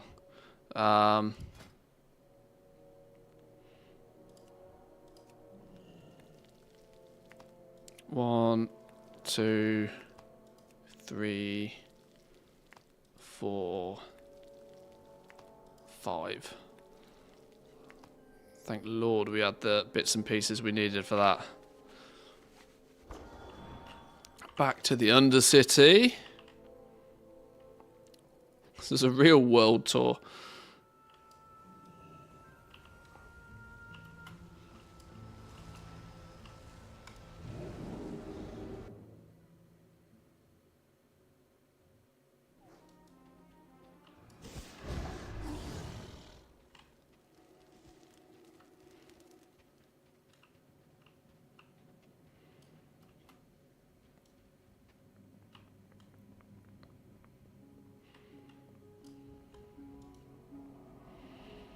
I should even do some of these allied races you know, because there's mounts and there's some real easy stuff I should go around and just collect. If we're going to try and, you know, tick all the boxes, we should really start with the easy stuff, I think.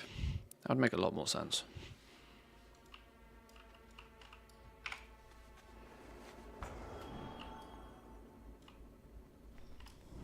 What would you ask of death? Slow roast turkey. Ah, now we get the turkey caller. Mimic a turkey mating call.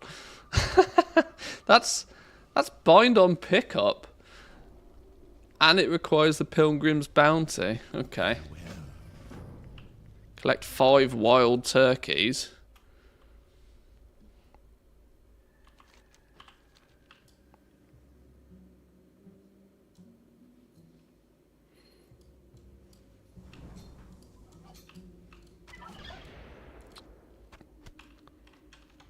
One. 2.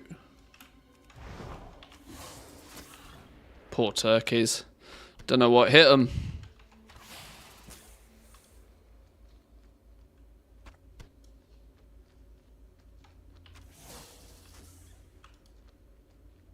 That should be 5, right?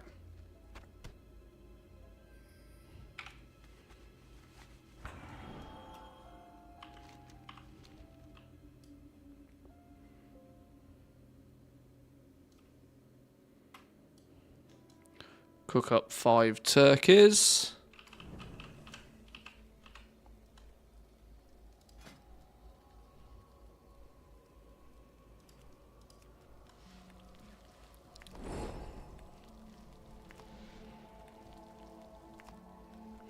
Oh, actually, I've got a quest that needs 20 of these. Ooh. Ooh.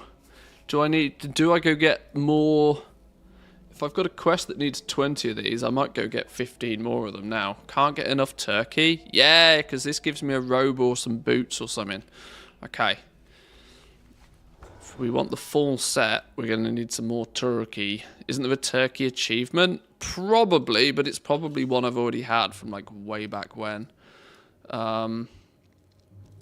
World events, Pilgrim's bounty. Complete each of the dailies. Cook up one of every dish.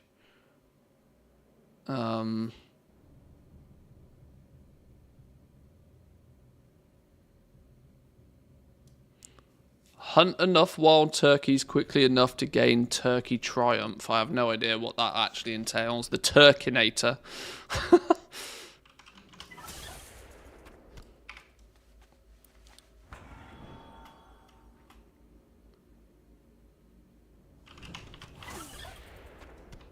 Oh, you get a stacking buff here.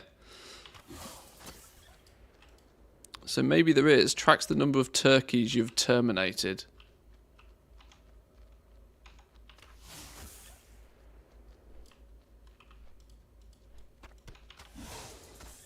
I wonder what number you need to get get the achievement. I mean, I've already got it, so I don't really care. But, like, it's quite funny that you can kill turkeys and get an achievement.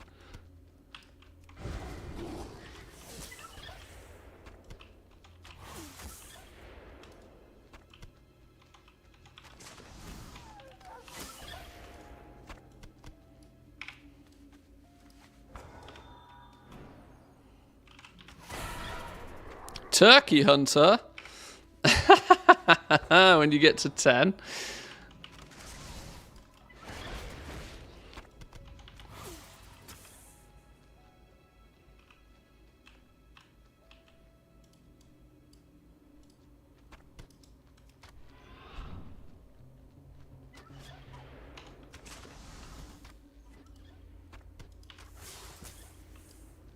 It doesn't seem to go above 12 for some reason.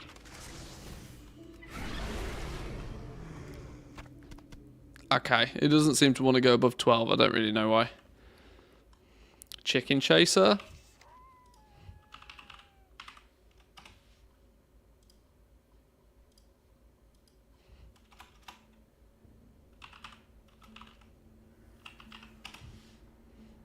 Don't know. Friend or foul.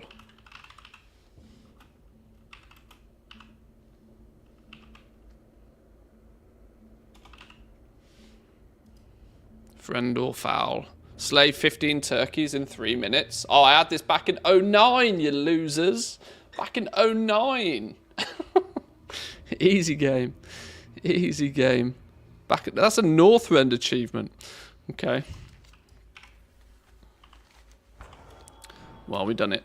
I wanted 15 of them, didn't I? I got 16 of them, that's fine. Since we had that quest to cook up a bunch more of them.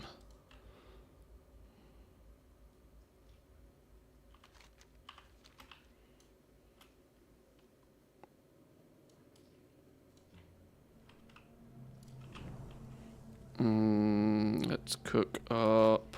Where have they gone? Slow roast turkeys. Oh, I'm missing something. I'm missing honey. I need more honey. Can I try something for you? I'm not answering that until you tell me what it is.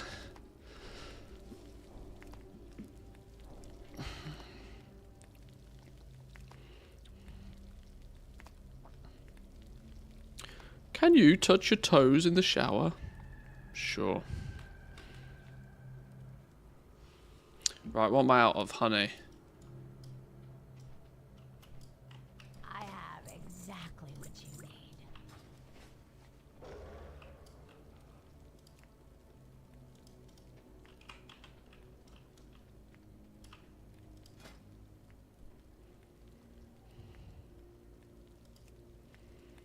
$17, $18, $19, $20. Beautiful. Go to collections, mounts, and only enable fly. Now search for Drake. Collections, mounts. And only enable flying mounts. So, like that, I guess you mean. Now search for a Drake.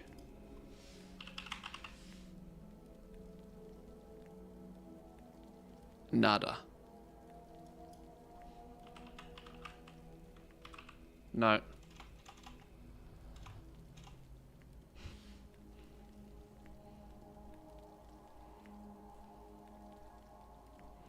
Now enable ground and disable flying.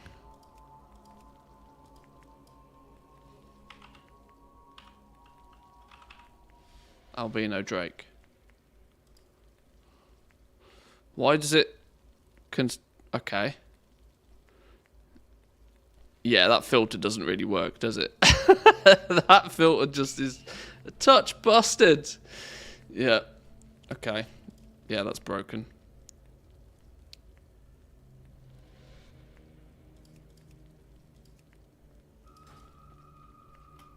Oops.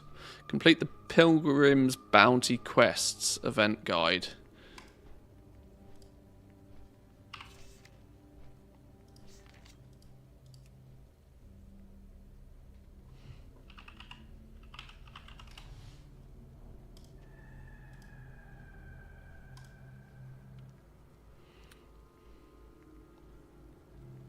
Looks like I have.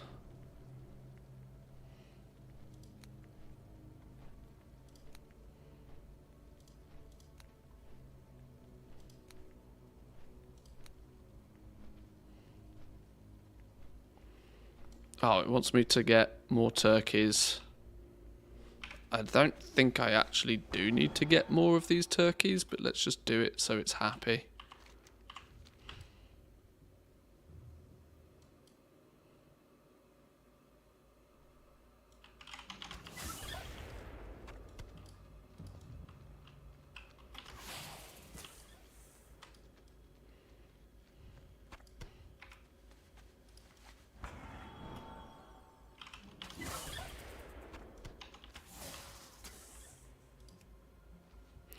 Right, that should be all the turkeys. Get some more honey.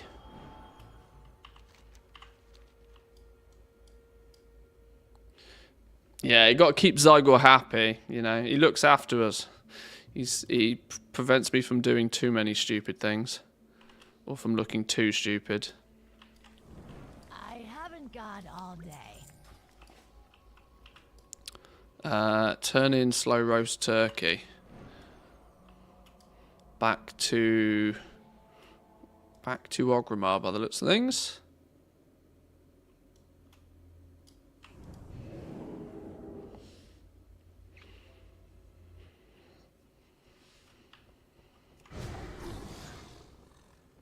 We should hopefully get most of these appearances now, if not all of them.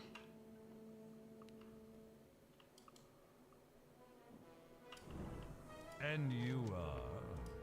Watch your back. Oh, we get the turkey caller. Victory for I don't know what that particularly does, but...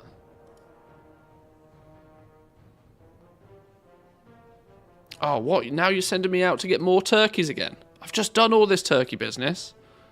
Oh, Lord. Okay. Talk about keeping Zygor happy. Mimic a turkey mating call. What does that do? Hey, look, lonely turkey.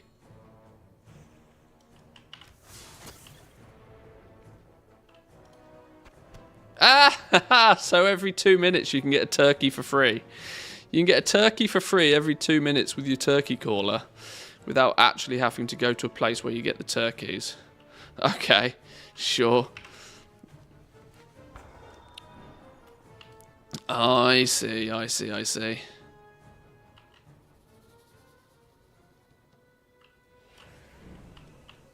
Portal to Silvermoon again.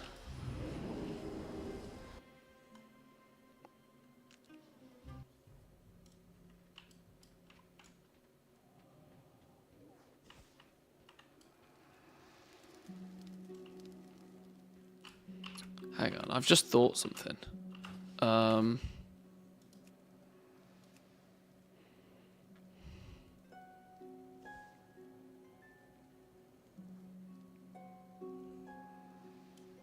Yeah, I was just double checking that I didn't have the title, and I don't.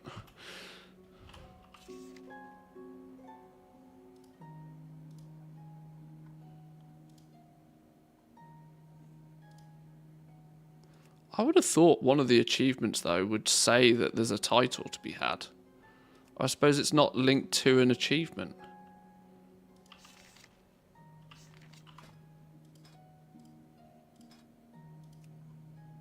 Can you search for titles you don't have? Maybe not. Maybe not. Maybe that's why I never knew there was one.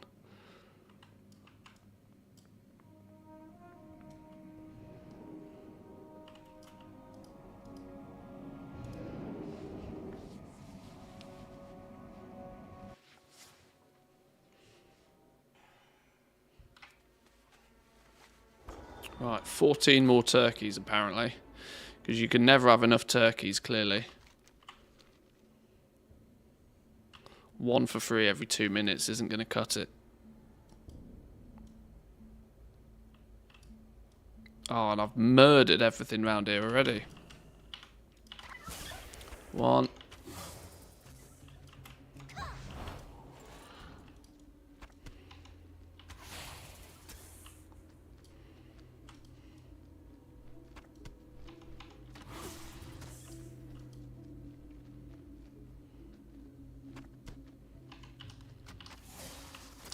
I did.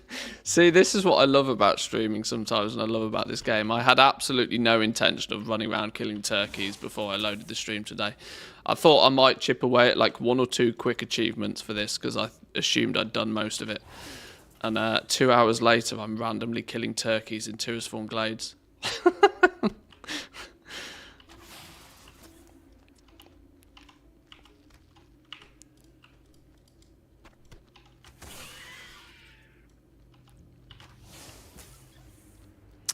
What size is my main WoW screen?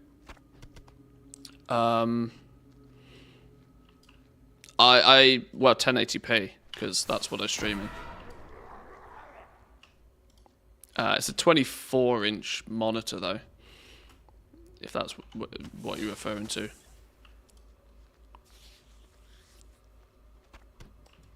Uh, 17, 18...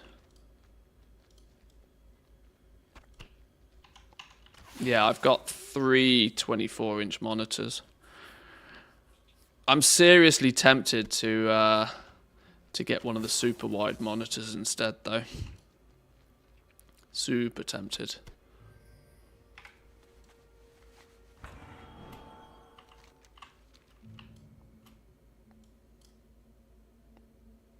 $118 out of 164 steps completed. Okay, we got this.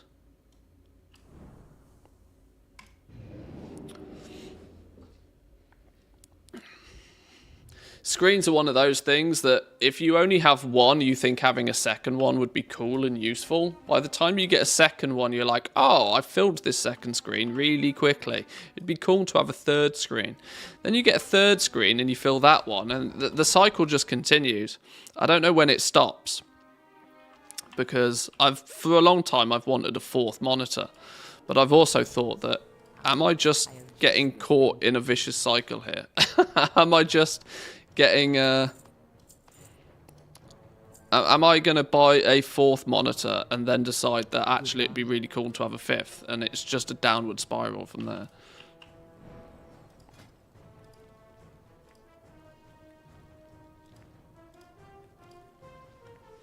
Oh, I'm mounted? Okay.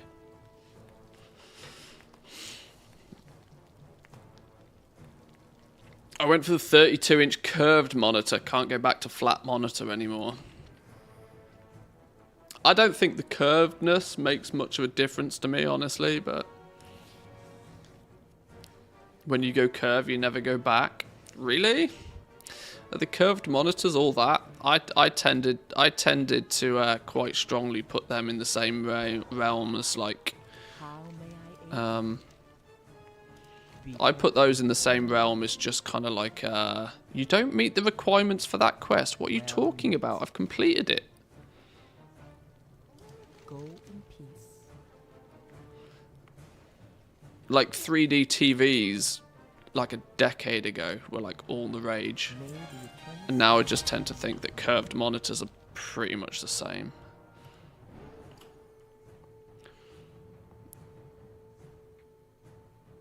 Screen envy stops here. Oh dear. Oh dear. Oh, that's, yeah, I know that's yeah. That's the multi-box guy. Yeah, this is where you end up if you're not too careful. So what have we got here? 1, 2, 3, 4, 5, 6, 7, 8, 9, 10 monitors.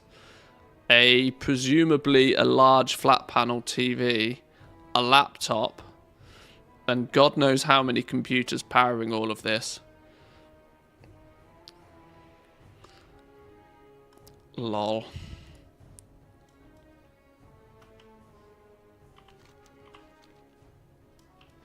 Hang on, cook 20 cranberry chutneys. Let's do this before we disappear.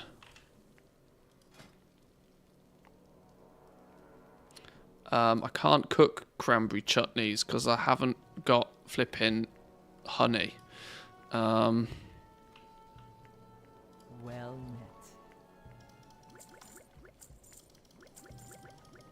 Be careful. Let's try again.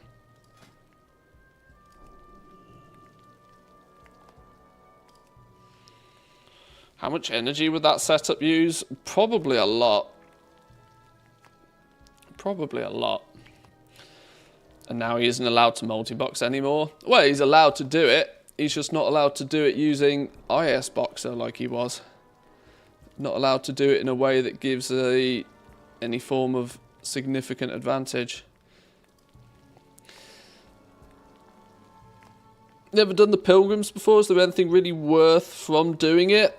Not much, to be honest. If I'm going to be brutally honest, there's not much to do from this. There's a few appearances and a couple of achievements and stuff I still needed, so I'm just kind of ticking those boxes. That's the main reason I'm doing it now. Because why not?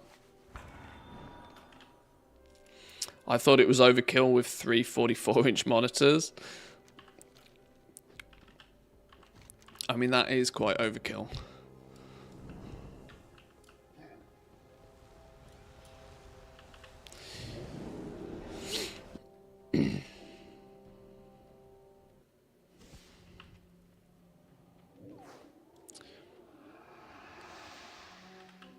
I'm going to need to go rogue hunting at some point soon as well. I'm hoping there's plenty of rogues just chilling in Valdrakken. If not, we'll have to persuade... Oh, hang on, we're meant to be going up, aren't we? Persuade some people to bring their rogues over. We'll do a turkey shooting party.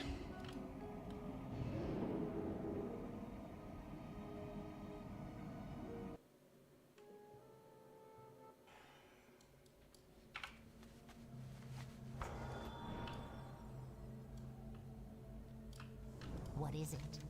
Dark Lady watch over you. Here we go. Here's our boots. This is actually technically the last one we really need, isn't it?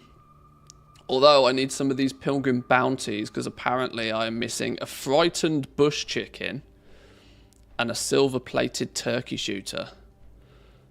And then I can shoot a bunch of rogues with me turkey gun. I think that's what we're going for here. Oh, have I ballsed up there? I probably have, haven't I? I've gone for the appearances when I should have really done the Pilgrim's Bounty to get the bounty shooter. Oops. Alright, well.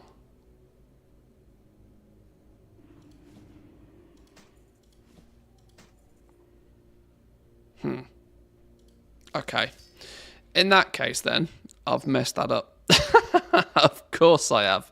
Of course I have. I've managed to get to the end of the thing and I need to...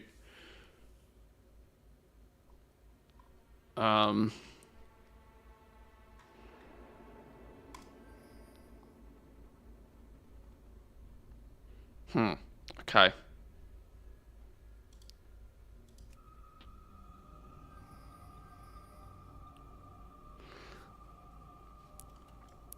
Now we do the portals 2 places because we have our attire. Okay. This is what we started the stream off doing today. And I realised I didn't have half of the bits and pieces we needed to do this. So we can put our attire on and go sit places. Now we're cooking.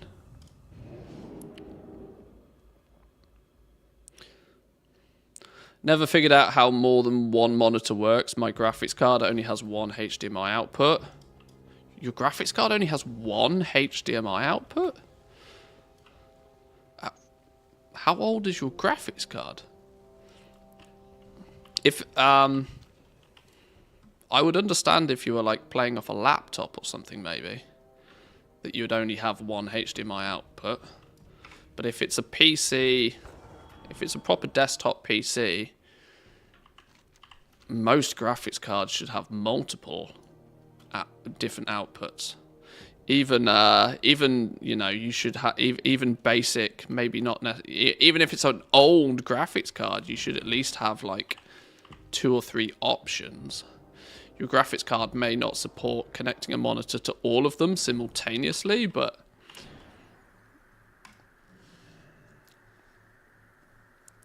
yeah, even an old school 1060 should still have a couple of them.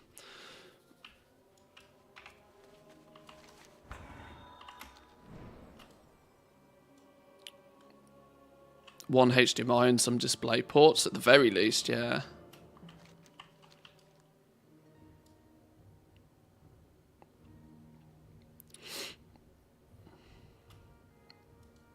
That's a good point, actually. I don't even know. I can't remember how many my graphics card has got.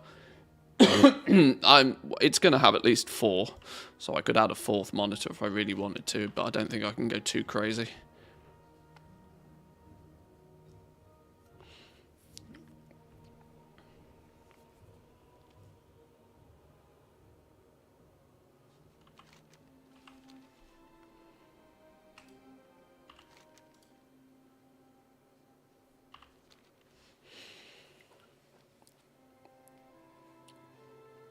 It has 2 HDMIs and a DVI. Whatever DVI is might get a second then. Yeah, you could connect something else into that HDMI and get a second monitor up and running.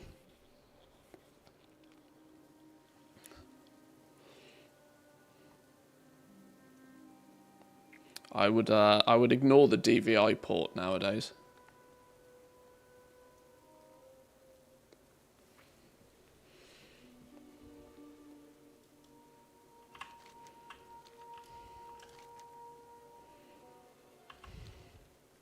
Right, we're going to hit fatigue again when we fly over here, so I need to make sure I don't stop halfway.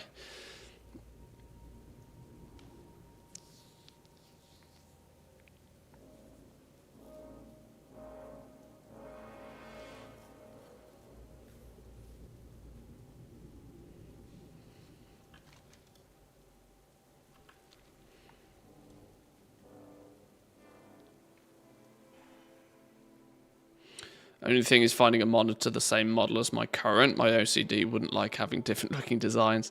The irony is when I bought my monitors, I bought 3 monitors and I deliberately bought 3 monitors that were the same so that they would look the same. So I fully understand that theory. Although I found because my main monitor's 144 Hertz, my 2 side monitors were slightly cheaper. They're only 60 Hertz monitors because I don't need them to be super high refresh rate on the sides. But I was able to find ones that looked the same, even though they had different internals. But they're trash monitors. I really, really want to replace them. I just haven't decided with what.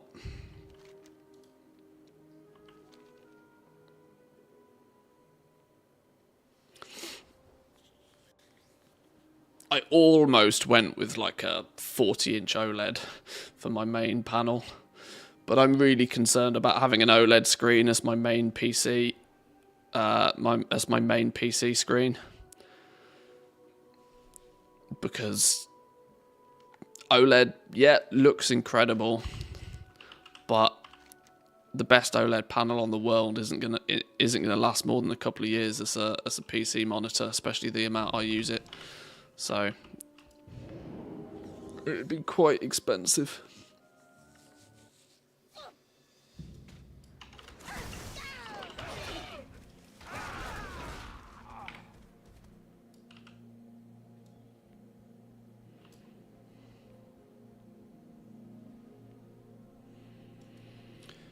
When playing WoW and you want to control the other screens, you have to tab out. No, not at all. If you basically play WoW in what's called windowed borderless mode. So if you look in graphics here, it's full screen, but it's considered windowed, which basically means you just drag your mouse to the other screen. No tabbing needed.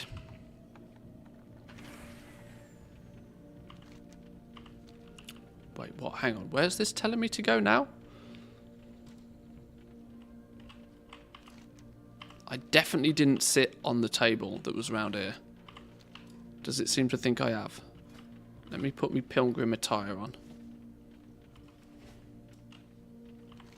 And go sit over here.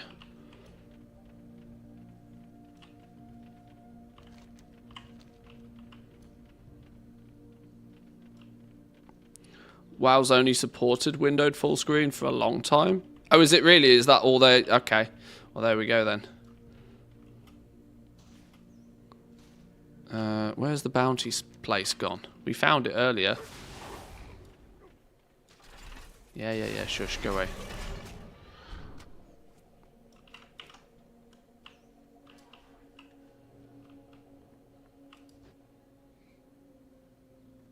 Right, I think we're good.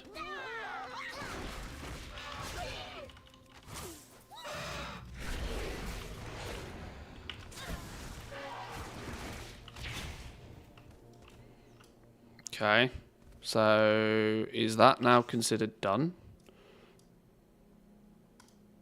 Exodar, beautiful.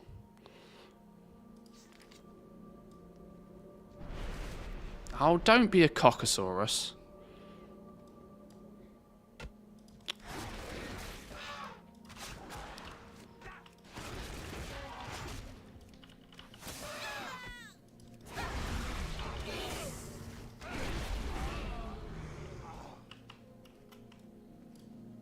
Right, you're going to be a dick now? You're going to go away. You're going to go away. Good choice. Good choice. Well done. Hang on. Now, what the hell is it trying to take? What?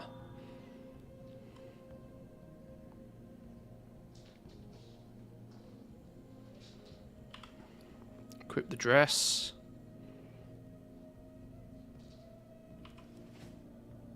I don't have the dress and the robe. Skip.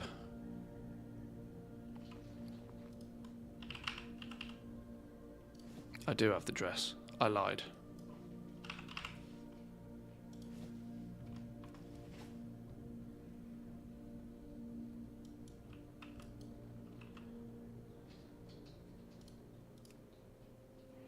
Right, Darnassus. This is where it said to click a portal, and I don't think the portal's here, is it?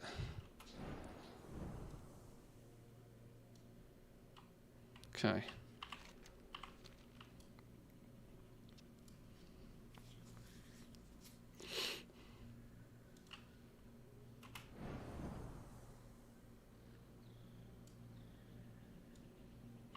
There's a portal instead of the boat. Yeah, I think it's the same for me. I think Zygor's just lost his mind.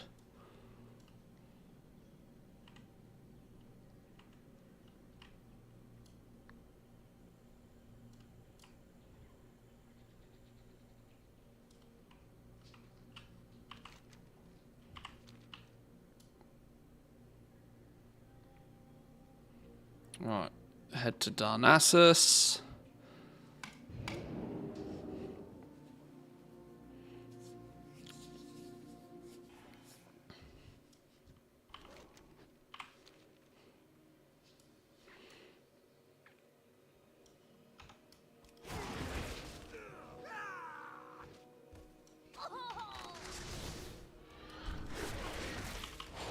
Let's take you out as well if we're doing it.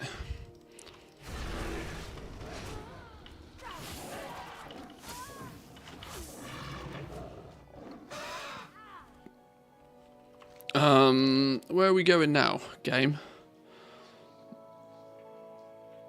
Take a seat at Darnassus's bounty table.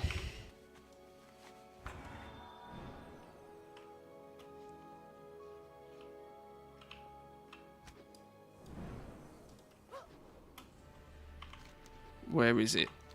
Where is Darnassus's bounty table? That's the question.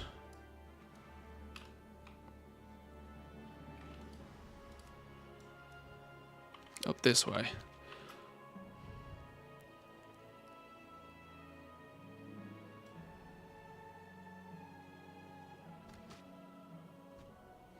Ha ha. Not while in combat. Hunter do hunter things. Oh yeah, that doesn't really matter here, does it?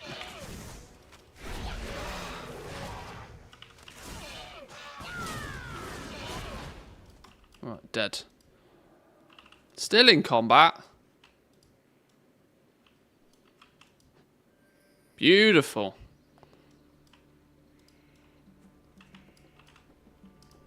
Right, now to Ironforge. Somehow.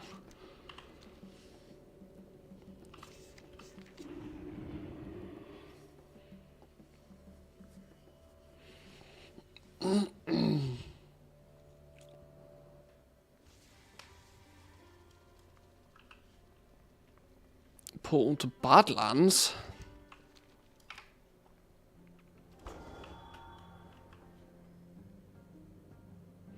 I didn't know there was a portal to the Badlands. Why is there a portal to the Badlands in Valdrakken?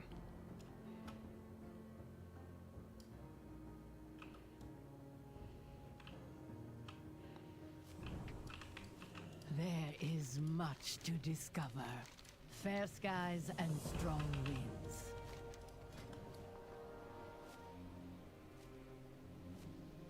And it's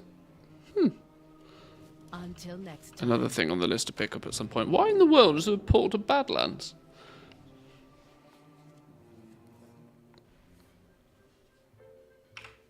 I mean, sure.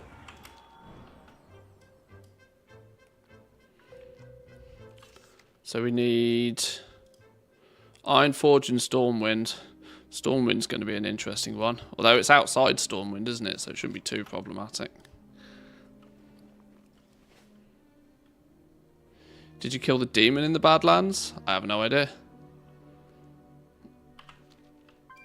The only demons are in my head.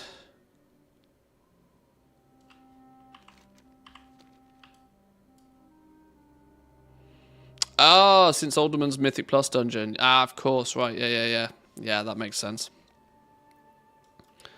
I see. It shows how much I do Mythic Plus, doesn't it?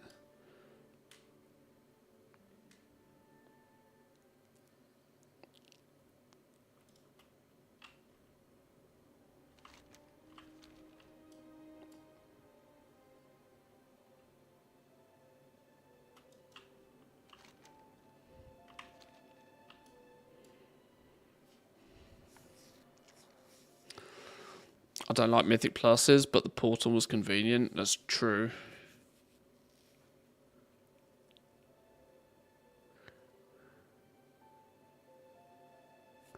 You should do one stream doing an Mythic Plus 10 key. I mean, I can press my buttons in a fashion that does DPS. Like the thing that frustrates me more about Mythic Plus than anything else is it just feels like you're doing the exact same dungeon over and over again. I don't find it enjoyable. I just don't get the thrill of doing the same dungeon again and again and again and again. I don't mind doing dungeons. I quite enjoy doing dungeons, but the allure of gear doesn't do it for me. And so very quickly, the allure of Mythic Plus isn't really there.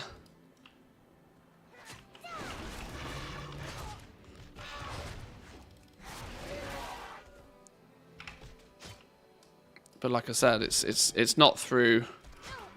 I don't choose to not do it because I think it'd be difficult or challenging particularly. I don't get the enjoyment of the challenge, if that makes sense. You're right. I probably should do it purely from just to get portals and stuff. But why am I still in combat?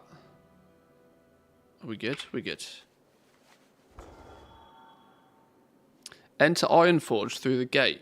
Do you not know I'm literally...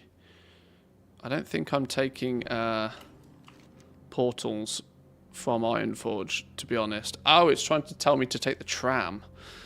I'd rather just fly there, if I'm brutally honest, rather than trying to go through Ironforge. That could get pretty sticky.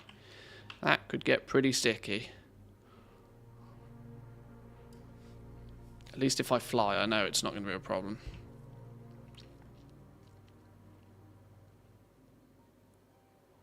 Supposed to do them for raiding. Still don't particularly like them. My guild is good at them, though, so I get it done, I guess. Yeah, I mean, if you know... I know there's achievements and stuff at the end for doing them, but... There's a lot to do in this game, and there's a lot of things I would more enjoy doing in the game than running the same dungeon over and over and over and over and over and over and over again. Ultimately chasing a piece of gear and playing the RNG lottery to get a piece of gear, of which in less than a couple of months' time will be obsoleted again and will be replaced by someone else, and the chase continues once more. I'd done the gear grind way too many times in the past for it to be enjoyable for me anymore. If I had a group of family members, friends, guildmates, that sort of stuff, that could just, chill out in the evening on Discord, run through, that would be fine for Mythic Plus, but it's outside of that, outside of the social side of it, it doesn't really do it for me.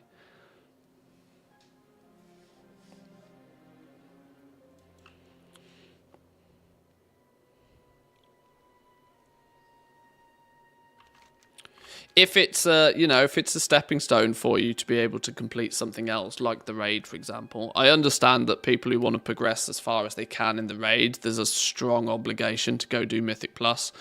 And so in that scenario, it's, Mythic Plus is still a stepping stone for you to go do, for you to achieve the thing you want to achieve, and that's fine. This is why I'm not particularly a fan of the Mythic Plus concept from the word go. The fact that I think a lot of people feel obligated to do Mythic Plus when they shouldn't necessarily need to feel obligated to do Mythic Plus. Secondly, I think that it also, and by virtue of that, it provides a path of least resistance to gearing, which means people are less likely to stick with the raid as a form of gearing, meaning that it promotes a very selfish mentality when it comes to gearing as well, that you're entirely doing it for you. One thing you used to see a lot more so than you do nowadays is people turning up to the raid each and every week, even past the point where they're fully geared, because there might still be that one last thing that they need from the raid, and them chasing that one last thing provides the opportunity for other people to be able to access and gear up through the raid as well. This is why I tend to think that the tiers feel, or the tiers probably appear much faster nowadays, because everybody's in it for themselves. Like they're entirely 100% in it for themselves. I miss the camaraderie, the all for one sort of approach that raiding used to provide, and I genuinely think this is why Classic does so well. I really think this is why Classic does so well, because if you want the best gear in the game, the best gear comes from the raid. Because there's an element of RNG to the looting, you'll get your first few pieces of gear from the raid very quickly, but there'll always be that one last piece on your BIS list that you'll turn up to the raid for each and every week to be able to have the chance at getting.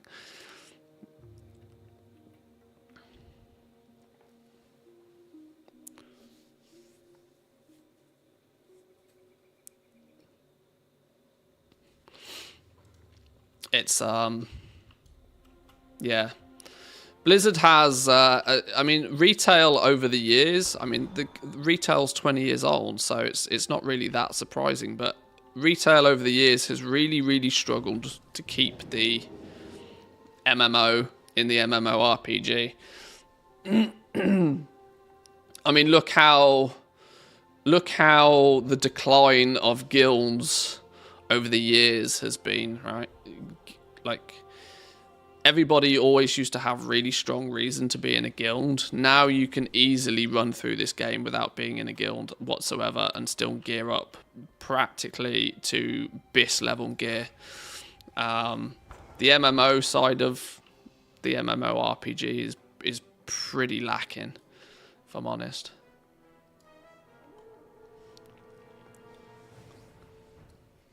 Next expansion will be even more single player, with delves coming in, with these AI dungeons being a new technology they're adding. It is moving yet further and further and further in that direction. I mean, there's a vast amount of it that doesn't bother me at all. You know, you pick your playstyle. My playstyle is that it doesn't bother me. I play a lot of the single player aspects of the game and entirely enjoy it. But I also know that I'm foregoing having access to the best gear in the game. But I also know that the content I do, the gear doesn't actually matter to me all that much. So once again, it's like, well, you know, you play it the way you want to play it. Right, actually, I technically need... Use the turkey shooter. You get one for each Pilgrim bounty cache you collect. Use the Pilgrim's Bounty daily quest guide and select the Pilgrim's Bounty reward. You can complete this with 10 shooters, but you may need more. Make sure you don't shoot rogues with the turkey feathers buff. Okay.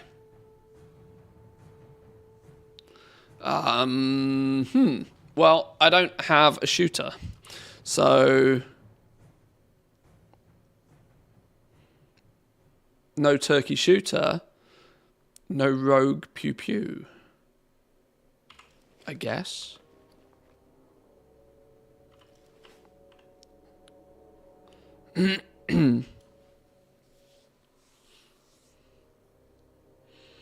$55k away from first 10 mil. Hey, that's a big milestone.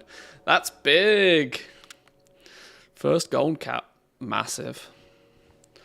And I don't think then I can actually do this one, can I? Because I need 10 days worth.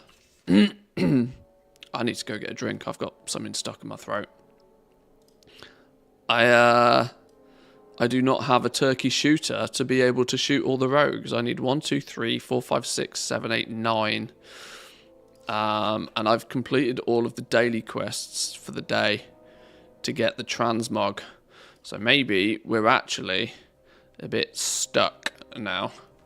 We're capped in our progress temporarily, or till tomorrow at least. Let's make sure I've put my proper gear back on again, otherwise I'm going to have this mistake that I make every time.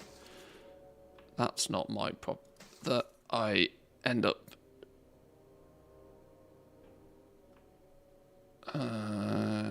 probably that one. Nope.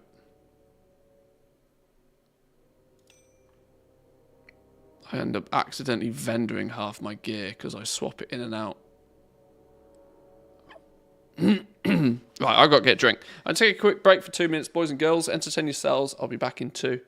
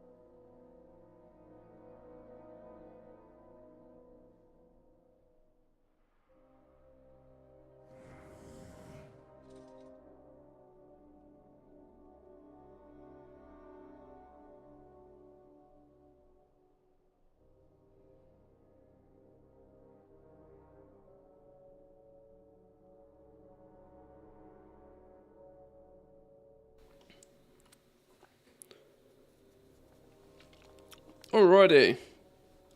So that looks to be Pilgrim's Bounty done for the day. I don't think there's much more. My voice is clearly busted. It doesn't look like there's much more we can do with this then. We'll have to come back tomorrow, do some more daily quests to get some turkey shooters so we can blast the last of the turkeys. I thought, though, we were meant to get a title or something. Oh. We do. But we need to finish Turkey Lurkey. Damn. Right. Well, we'll have to blast some turkeys tomorrow then. That's our only hope.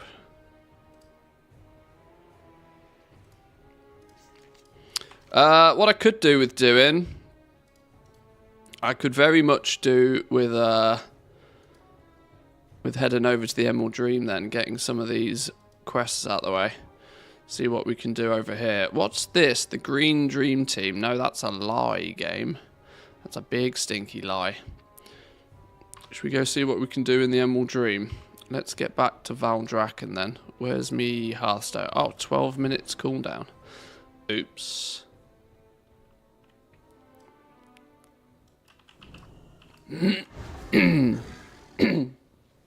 Oh. I've got cheese lung again. Valdrakken.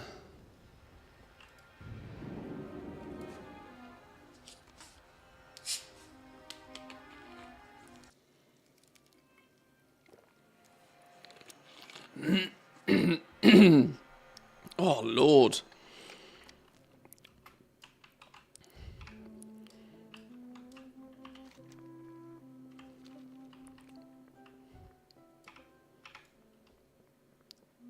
Game, let me fly, please. Here we go. Nice. Viagra got stuck last night. That's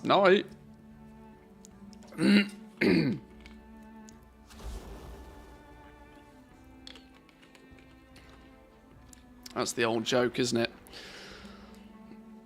Viagra got stuck in my throat yesterday. Or last week. I've had a stiff neck all week. Lenny, how we doing? Welcome in. Right, let's head over to... Why have we got... Oh, yeah, I know why. Emerald Dream. Let's go this way. Should we bang a contract on? Contracts are probably free now, aren't they? We might as well. I know it sounds ridiculously silly, but...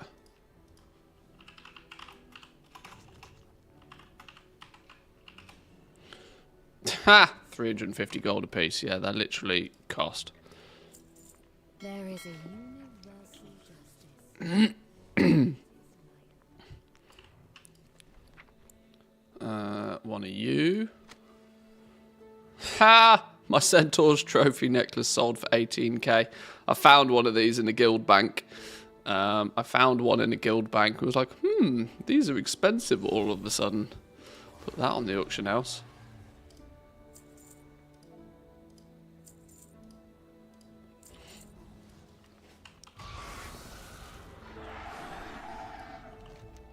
Is it bad to redeem an ad when you're ranting? I need to disable that redemption thing, to be honest. I need to really figure something out for the coffee bean redemptions.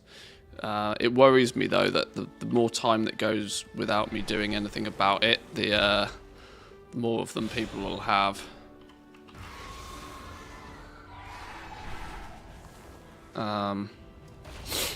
I need to use them for like polls and stuff more so than anything else. Hang on, where am I going? It's Emerald Dreams this way. Just do random sounds. Yeah.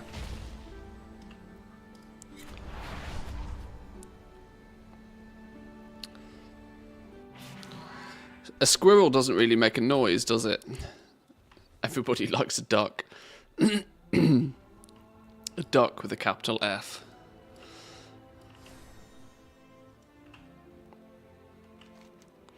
Right. We do actually still have so many seeds I should be doing something with as well. But let's maybe get some of the ones that directly give rep first. Why not? What time is it? 42 minutes past. Let's get some of the basics done out here.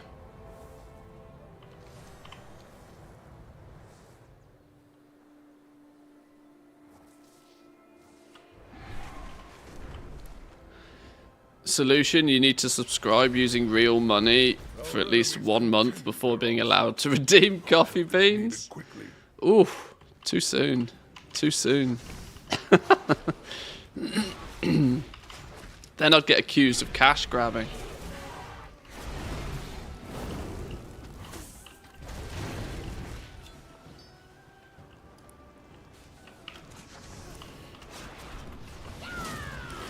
I mean, if you have played this game since, if you've played this game for that long and you have never spent a single dime on the game, and you've probably had countless hours of entertainment out of this game, to spend $15 for 1 month of game time, I don't think is really that too much of an ask. And if it is, then I don't know what to say, really.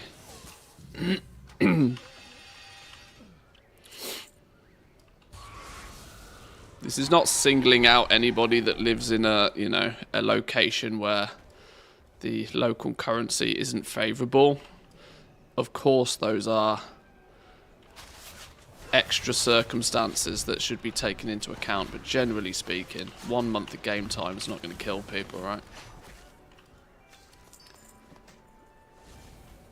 It's another one of these things, though, right? It's clearly a game of cat and mouse. Well, it is a game of cat and mouse for Blizzard, right? It's a permanent game of cat and mouse. They try and do something to prevent the bots from doing bot things, and then the bots figure out a way or a loophole or to, you know, circumvent it or whatever. And the cycle continues. Multi-boxing not so long ago, you know, got caught in the firing line. That multi-boxing was becoming popular enough and it was becoming sophisticated enough that it was starting to be difficult to tell the difference between multi-boxing and botting. Which, you know, is a problem. So Blizzard had to fix it by saying, right, we're going to have to crack down on people's ability to multi-box. This time round, they're like, well, the token system's really cool. People have utilised the token system for years at this point and have been in perpetual motion with their tokens, meaning they can bot during the day, bot during the night, play the game during the day. If and as and when they get banned, then, well, they just, you know, repeat the same process again. There's no financial drawback to these people.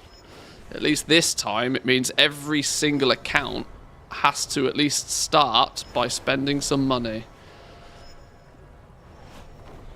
And if you get banned so frequently that you get annoyed by having to spend $15 consistently, then, well, I don't know what to tell you.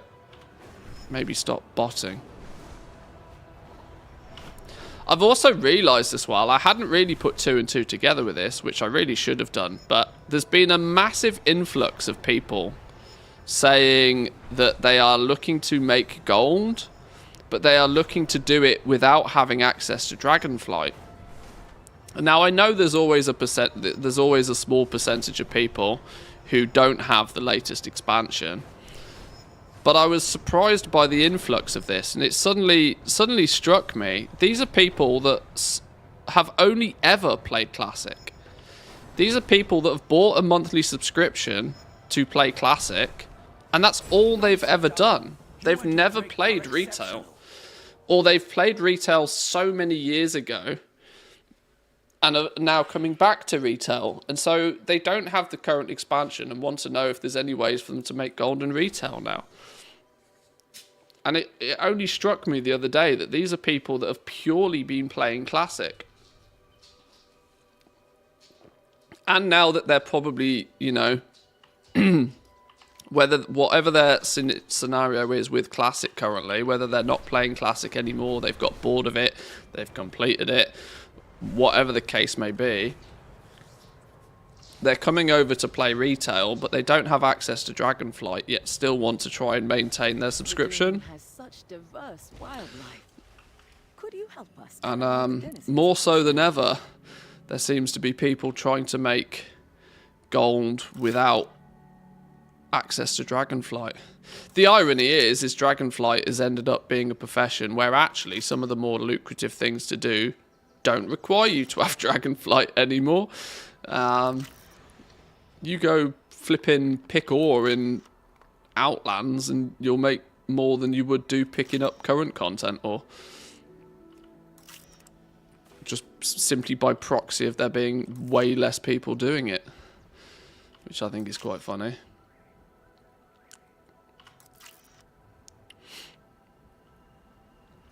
Well done. Julie is looking forward to your pictures. You may be her favorite photographer.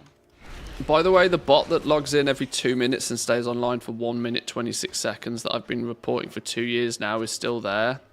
Even the dumbest AI would catch it. Is it the exact same character name, by the way? In terms of, is it like... What I'm trying to get at here, is it somebody that is clearly being banned on the regular, but they're just resetting up their operation like as fast as they get banned? Or is it quite genuinely the exact same person that's just never been banned? Oh, he swaps character every month or so? Well, that could be an indication that he's getting swatted, but his profitability in doing it in the meantime means that he doesn't care. Or he's just or he's swapping the character every month purely to evade, you know, player-based reports.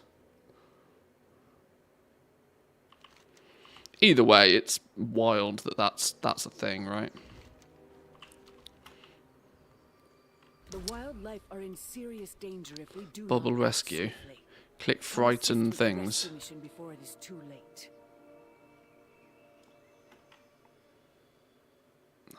Where's frightened things then?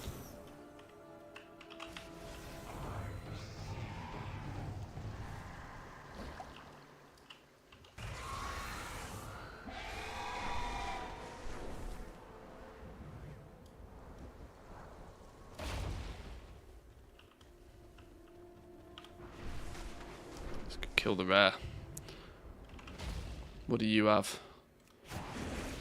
Something druids might be interested in.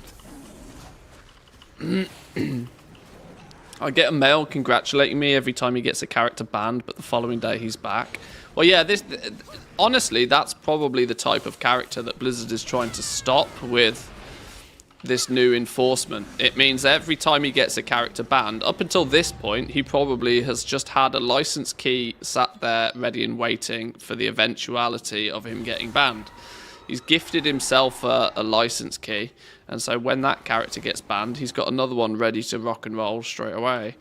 This means every single time he gets a character banned, he's going to have to buy a month of game time. Now, depends what he's doing with the gold he's making. If that person is then ultimately selling the gold that they're making by botting, then their business is probably profitable enough that it, you know, $15 every time you get a character banned is not so problematic. But at least it's a deterrent, even if only a small one.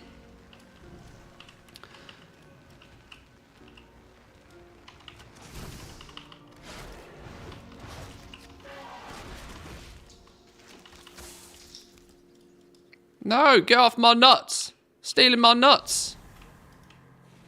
Oh, the nuts appear to be multi-tap, it's fine.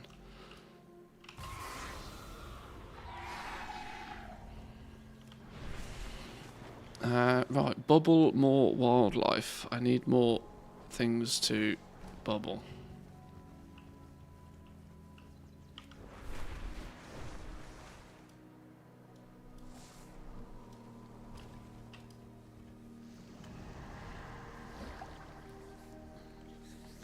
If they want to catch some auction house bots, they should check Booty Bay Auction House. I reported a guy with a weird name. Weeks later, his character got banned. He opened another weird name character in the same guild. Well, yeah, this is exactly what happens. Is these bots are ultimately getting banned, and then up until this point, they've had the means to be able to just restart their operation again at 0 cost. Because if you make enough... I want to be slightly careful about talking this so it doesn't come across as promoting the action. But like, if you are able to...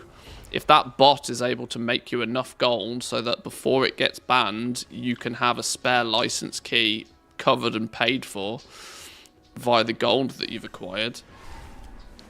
It wouldn't surprise me if Blizzard has done some maths on this and has figured out that probably one of the most largest groups of people buying tokens is not legitimate players like you and me who just happen to have a lot of gold because we play the game a lot and are good at making gold. But it's groups of individuals who are just, you know, chain botting and just waiting to get banned. And then as soon as they get banned, they just do it again. Like almost no repercussions. At least a month of like $15 every time it happens might be enough of an inconvenience for at least some of them to stop doing it. It feels odd because it looks like Blizzard is not trying to prevent the issue in the first place. They're putting things in place to, or put it this way, they are not trying to prevent people from botting in the first place. They're just trying to make it less effective for those that do. They kind of know that they're fighting a losing battle. You can never prevent somebody from botting whatsoever. But what you can do is make it less cost effective for people to do it. And make it more difficult if those people do choose to do it. It's a what's the right way to describe this? It's not a preventative measure, it's the other one. You know what I mean?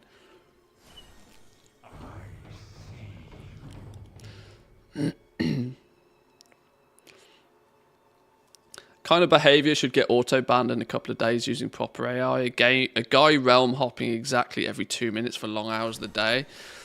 Well, this is it. They're probably not... They're not I very much doubt they are actively seeking bots. I think the entire system is relatively automated. Thank you, champion. Because they're probably at a scale where doing it manually is actually significantly more work than it sounds. Now, I'm not giving them a get-out-of-jail-free card here. I still think a company of their size should be actively hunting for people to ban. But you've also got to look at the numbers of just look at how many account closures happen every single month. Right? If the where's the we see this. Admittedly, this is more for Classic, but it's still a problem either way.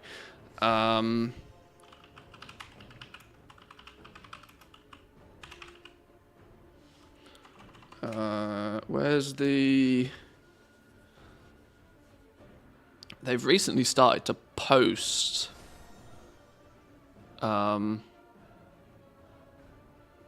the last few months, they've recently been posting how many account closures they have.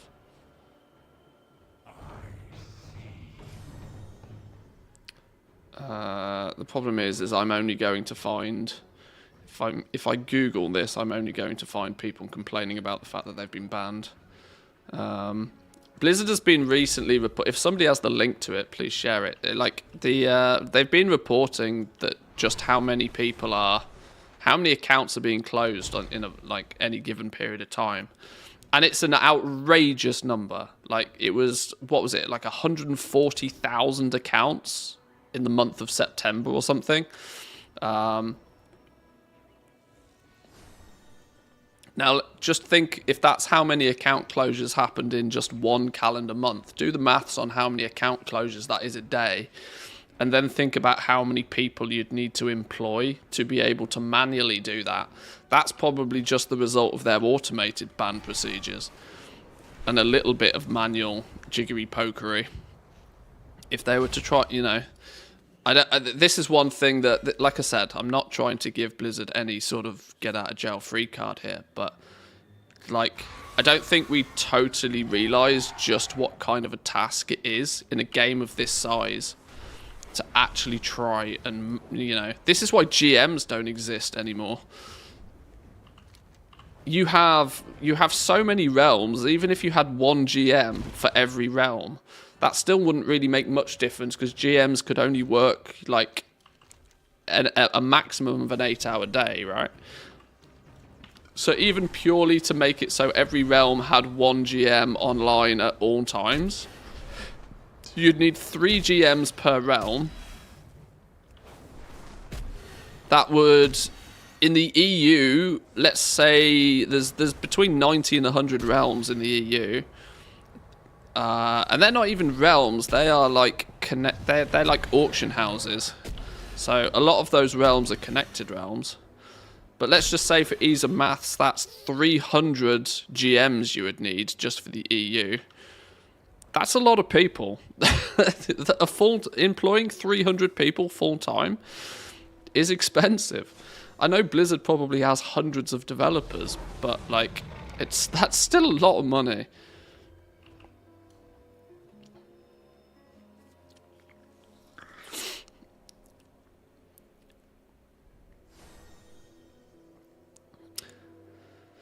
And now they can ban credit cards and PayPal from banned botters, making it more difficult to set up new accounts. Well, that's also a thing, yeah. That if they make it so that you have to pay with real money at least 1 calendar month of game time, then they're getting some payment information off these people as well, and that's also something that can then be far more easily tracked.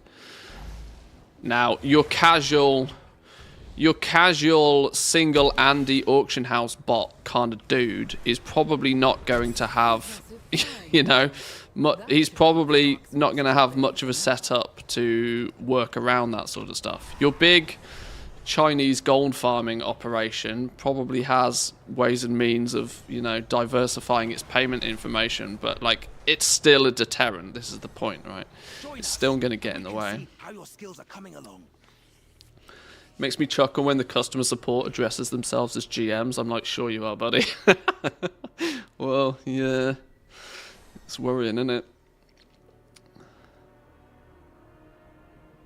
Admittedly, GMs being in-game was originally a technical issue before they developed better tools for it later on. Well, probably.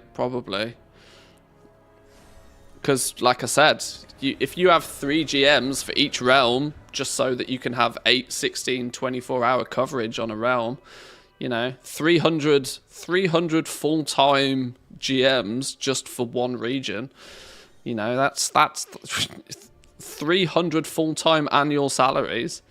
That's a lot of money. Even for somebody of, you know, Blizzard Activision size, that's a lot of money. It's no surprise that they don't have it.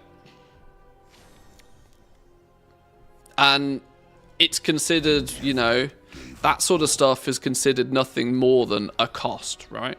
It's a cost. That isn't generating any more revenue. That's not bringing anything more to the business. That is just a pure expense. It's a pure expense that is of absolutely no surprise that has been optimized within an inch of its life to minimize its overall effect. Not that I think it should be that way, but you know, business is business.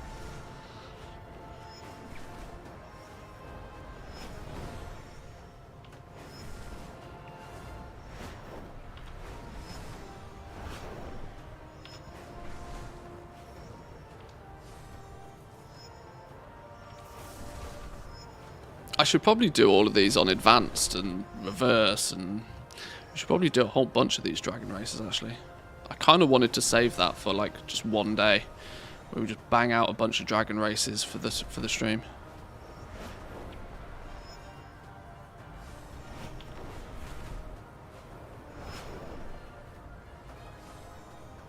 I feel that 10.2 is likely going to be a really good patch to like go and collect everything from all of Dragonflight. Since now that we are mostly powerful enough to like just nuke our way through nearly everything, now becomes a really good time to go back and just like farm stuff. I was in the Zaralek Cavern the other day, and the Zaralek Cavern is so much more easy to navigate with regular flying, because also regular flying means you don't get shot off your mount as well, which is kind of quite nice. Plus, you know, it's far more easy to solo the rares and stuff out there now. It's still not great, even with the extra gear under my belt, but because obviously scaling's a thing. Doesn't totally work in your favor like you think it should, but...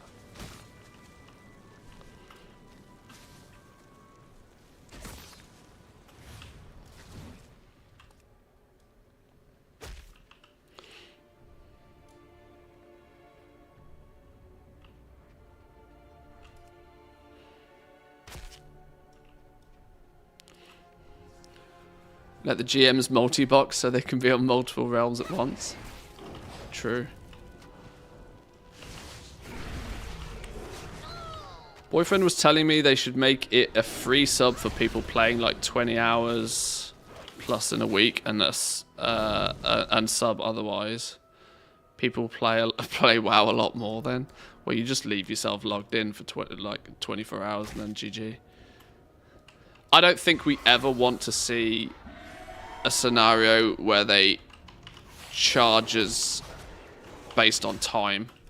I'm quite sure that's how the Chinese realms worked, and the Taiwanese realms and so. I'm quite sure that those realms were on a very, very different like business model, where you paid per playtime, or the Korean realms maybe. I'm not sure. I'm pretty sure they paid to play, and they were like charged hourly for their game time, which is a very different concept. One I would probably not like to see, to be honest. I mean, I'm almost of the opinion that their monetization nowadays is starting to get so aggressive that charging a subscription in the first place is starting to be a little bit too much. But you try tell a publicly listed company to do something generous and remove a subscription. Ha! Not happening. So, even with Microsoft's influence.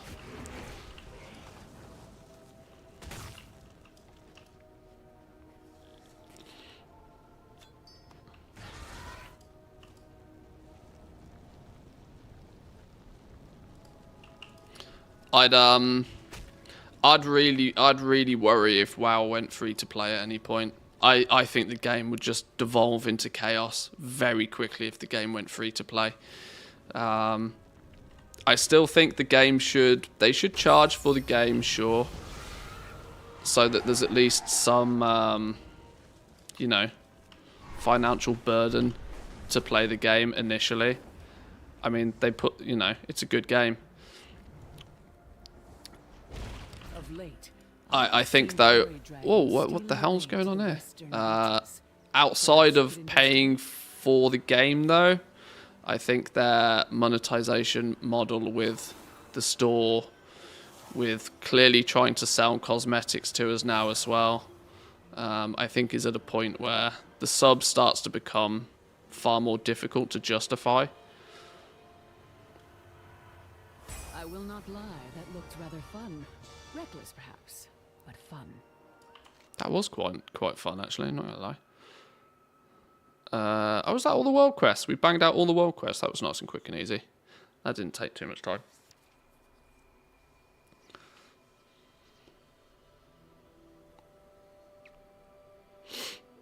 That world quest was bugged last night. Couldn't get on board for the last ferry. Flying through works too, though.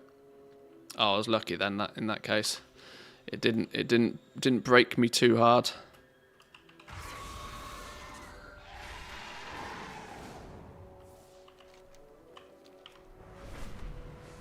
There should be a super bloom on at the moment. Let's go get the super bloom finished. Top up our dewdrops. Ah, stupid branches.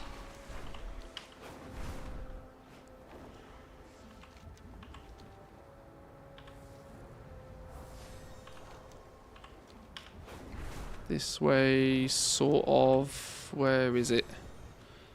Where is it? Down here somewhere? Here we go.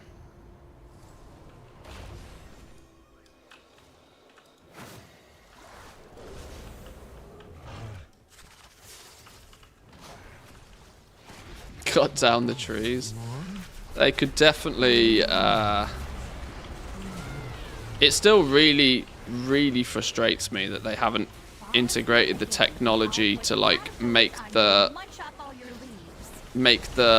landscape around you transparent when you're too close to it. And things like tree branches, I don't really see why they need hitboxes in the first place.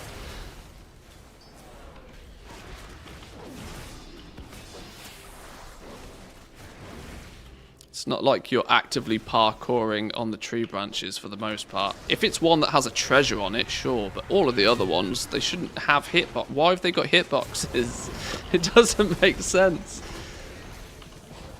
Am I going to be trying Season of Discovery? Thinking about it, not 100% sure. I like the idea of... the Season of Discovery. But I'm not a classic Andy, meaning that I don't, you know, I haven't played classic all that much at all. I liked the nostalgia of classic when it was vanilla. It might be worth a shot, but it would probably, to be truthful, it would probably be something I'd be more interested in doing off stream, rather than trying to make any sort of content for it. Certainly not like goal making stuff. It's hell no.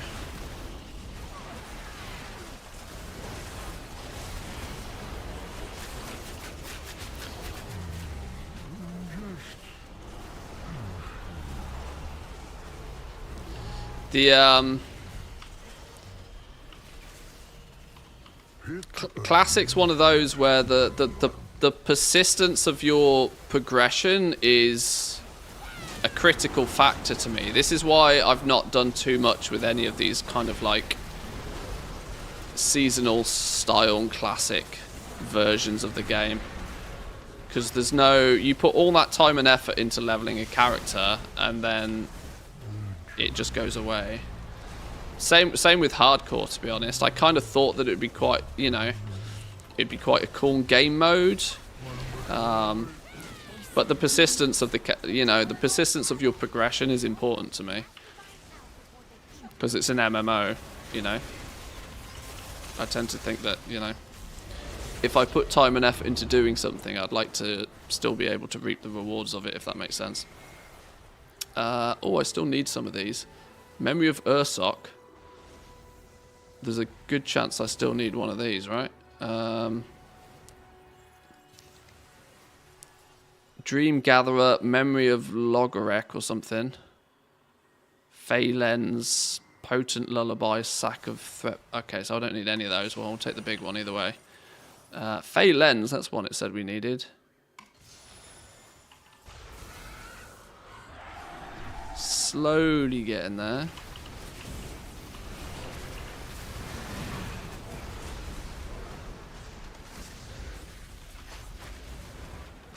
Classic's a huge grind. The modern game is much nicer. I wish retail was more of a grind. And let me just, you know, before that gets taken way out of context, let me just sort of put some clarification on there. I think leveling is way too fast. Like super duper mega too fast. It's way too easy to have hundreds of characters if you so choose to. I think the speed of leveling has got really out of control. There's a difference between quality of life and just making the game faster. And the leveling experience, I think, needs to matter. And it either needs to matter or it needs to just go away completely. At the moment, when you can basically decide on a Friday evening to start a new character, and you could easily have that character not only leveled but also fully geared by the Sunday afternoon, it's no surprise that people then run out of content in the game. I think leveling should really have more of an impact on people's play. It would allow people to actually care a lot more about their character. It would allow them to have, you know, more of a vested interest in their character. It's the classic mindset, right? You play a character, you level it up, you know, you build a connection with that character, you have the opportunity whilst leveling to test out the different specs. You barely feel as if you get time to press your buttons whilst leveling now as it is. You get you get a new button to press, and before you've even really figured out if it's a cool button or not, you've gained 3 more buttons to press, and it's like, holy shit! It's like, if this was the first time I was doing this, this would be overwhelming. Is what I tend to feel. So I wish in that regard even retail was a bit slower. This is maybe why I'm more sort of nowadays more focused towards... I tend to be a little bit more critical of content than I think others are, because people just see... Most people who play the game, they just see quality of life equals good. I look at it from the actual game side of things. It's like, is this quality of life feature adding to the game or not? I'm a classic Andy at heart. Well, I am in regards to the fact that I played it when it wasn't classic, you know? I played it when it was actually the content. And so, you know, I have fond memories of when it was actually what it was, you know?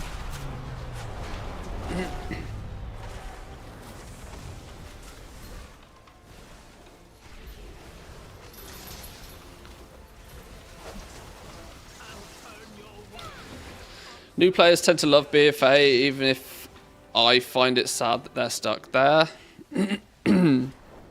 I don't think there's anything particularly wrong for a new player about BFA, other than the fact it must be very, very disjointing if you even for the slightest... Even if you even slightly start to work your way into whatever the storyline is, for you to all of a sudden get whisked out of there, and now you're on the back of dragons. Like, this is the point. Having an expansion be the focus for the leveling experience is odd, because you're then going to just whip people straight out of it, and you're going to put them into whatever the new expansion story is, and there's unlikely to be much synergy with that. The War Within will fix this problem temporarily, maybe, possibly, because they're going to make Dragonflight the default leveling experience, which, you know, chronologically makes sense, right? That any new players to the game will level through. They'll level through Dragonflight, and then they'll move into the new content. Now, whether leveling through Dragonflight will actually be any of the like campaign or the storyline or anything along those lines, or whether it will just be a simple complete all the quests in the 4 starting zones, we don't know.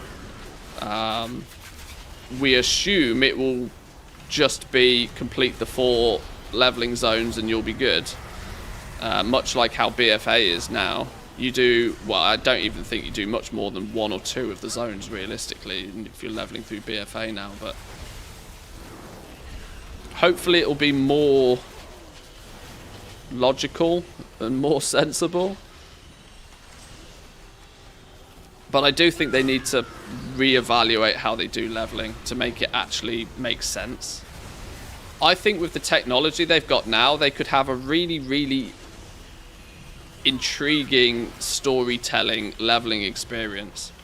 Let Chromie guide you through each expansion in history, and let Chromie tell the leveling story. The leveling story could be your finely curated TLDR to the history of WoW. You know, every 10 levels could go through an expansion with Chromie basically showing you this is what happened then, this is why it happened, you know, getting you caught up with the story. Whereas now, Chromie Time is quite clever, apart from the fact you can just pick a timeline and then you go do the default game there and then get whisked out and go back to dragon killing again. The technology's there for them to do it. And it also means that every time an expansion comes and goes, they could probably quite simply TLDR down that expansion's storyline into 10 levels of experience via some, you know, scenario-based content with Chromie. And that could be your leveling. Then it wouldn't really matter so much if it's only like, you know, 4 hours long. Your first 4 hours of content in a brand new video game, telling you the story, getting you caught up to whatever the present expansion is, I think is not only going to be a better experience for players generally, but would massively help with retention. I reckon Blizzard still to this day has a really, really big problem. If you are brand new to this game and you level through BFA, I wonder how many people even make it to max level before they're like, what the is going on? What is this? I thought I was going to be riding on the back of dragons and you're making me flipping, you know, do whatever BFA tells you to do. It's not going to make much sense. I reckon their churn on new players is unbelievable. Exile's Reach was the reason that I think that this sort of Chromie Time style story mode for leveling could work so well is look at Exile's Reach. When did they do Exile's Reach? A couple of expansions ago now. Exile's Reach is a fantastic way to introduce somebody into the game.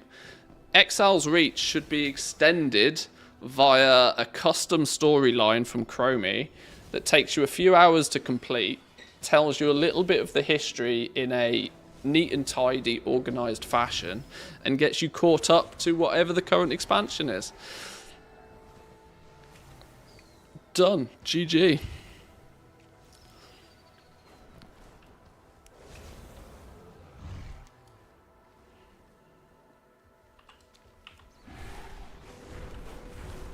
So are there any seeds on the go? Plant a few seeds while we're here. Oh, a purple one. Damn. You got any purple ones?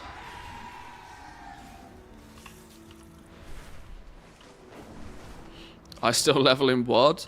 Well, see, the thing with leveling now is that most people just do it based upon what is the most optimal. And Warlords of Draenor is still one of the fastest to level through because you've got all the bonus objectives, you've got quite good clustering of the quests and this sort of stuff. Warlords of Draenor is just good for leveling. And this is the thing, right? Like, if you're a long-time player of the game, your experience via leveling doesn't matter anywhere near as much as the experience of somebody that's brand new to the game. And, you know, you can just blast through it if you so choose. But also, if you've done it a bunch of times already, then I also don't see what's the real value in it particularly, other than sort of teaching you the basics of a new class you might pick up or something. Any thoughts on the WoW token restrictions? It makes perfect sense to me. It's clearly an anti-bot mechanic. They're trying to make it so that bots are forced into spending at least $15 for every version of the game. And so if they choose to get banned on a weekly basis and make new accounts, then they're going to have to pay $15 each time. And it would also mean that that new account cannot purchase tokens for 30 days. I think it's very logical that there's a 30-day window on new accounts to not be able to use the token. Makes a lot of sense. Is it going to affect the majority of the WoW player base as it stands currently? No, 99% of the player base won't even know it's a thing. But if it adds another element of frustration to those who have been choosing to bot in this game for years and years and years, then I'm all for it.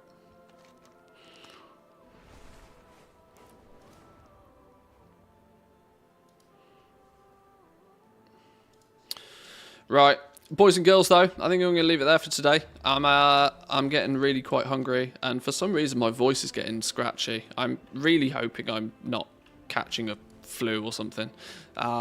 I was coughing my guts up earlier, as you probably heard on stream, so I'm going to maybe take it easy for today, make sure that I don't do myself an injury. We'll be back tomorrow. We might spend a little bit more time on the PTR at some point this week, having a little bit of a look at some of the new stuff. We played around with the AI dungeons on Friday, which was very fun. I genuinely think that those new AI dungeons are something that's very cool, and I hope it's well received, and I hope it gives Blizzard some food for thought if there's any other areas of the game that they could utilize it with. LFR, looking at you. So yeah, we'll see. But enjoy the rest of your day, boys and girls. Have yourselves a good one. Come say hi over on the Discord if you're not already there. Of course, if you're watching over on YouTube, hit the sub button. If you're watching here on Twitch, make sure you've hit that follow button. And have yourselves a great day. I'll catch you all next time. Peace.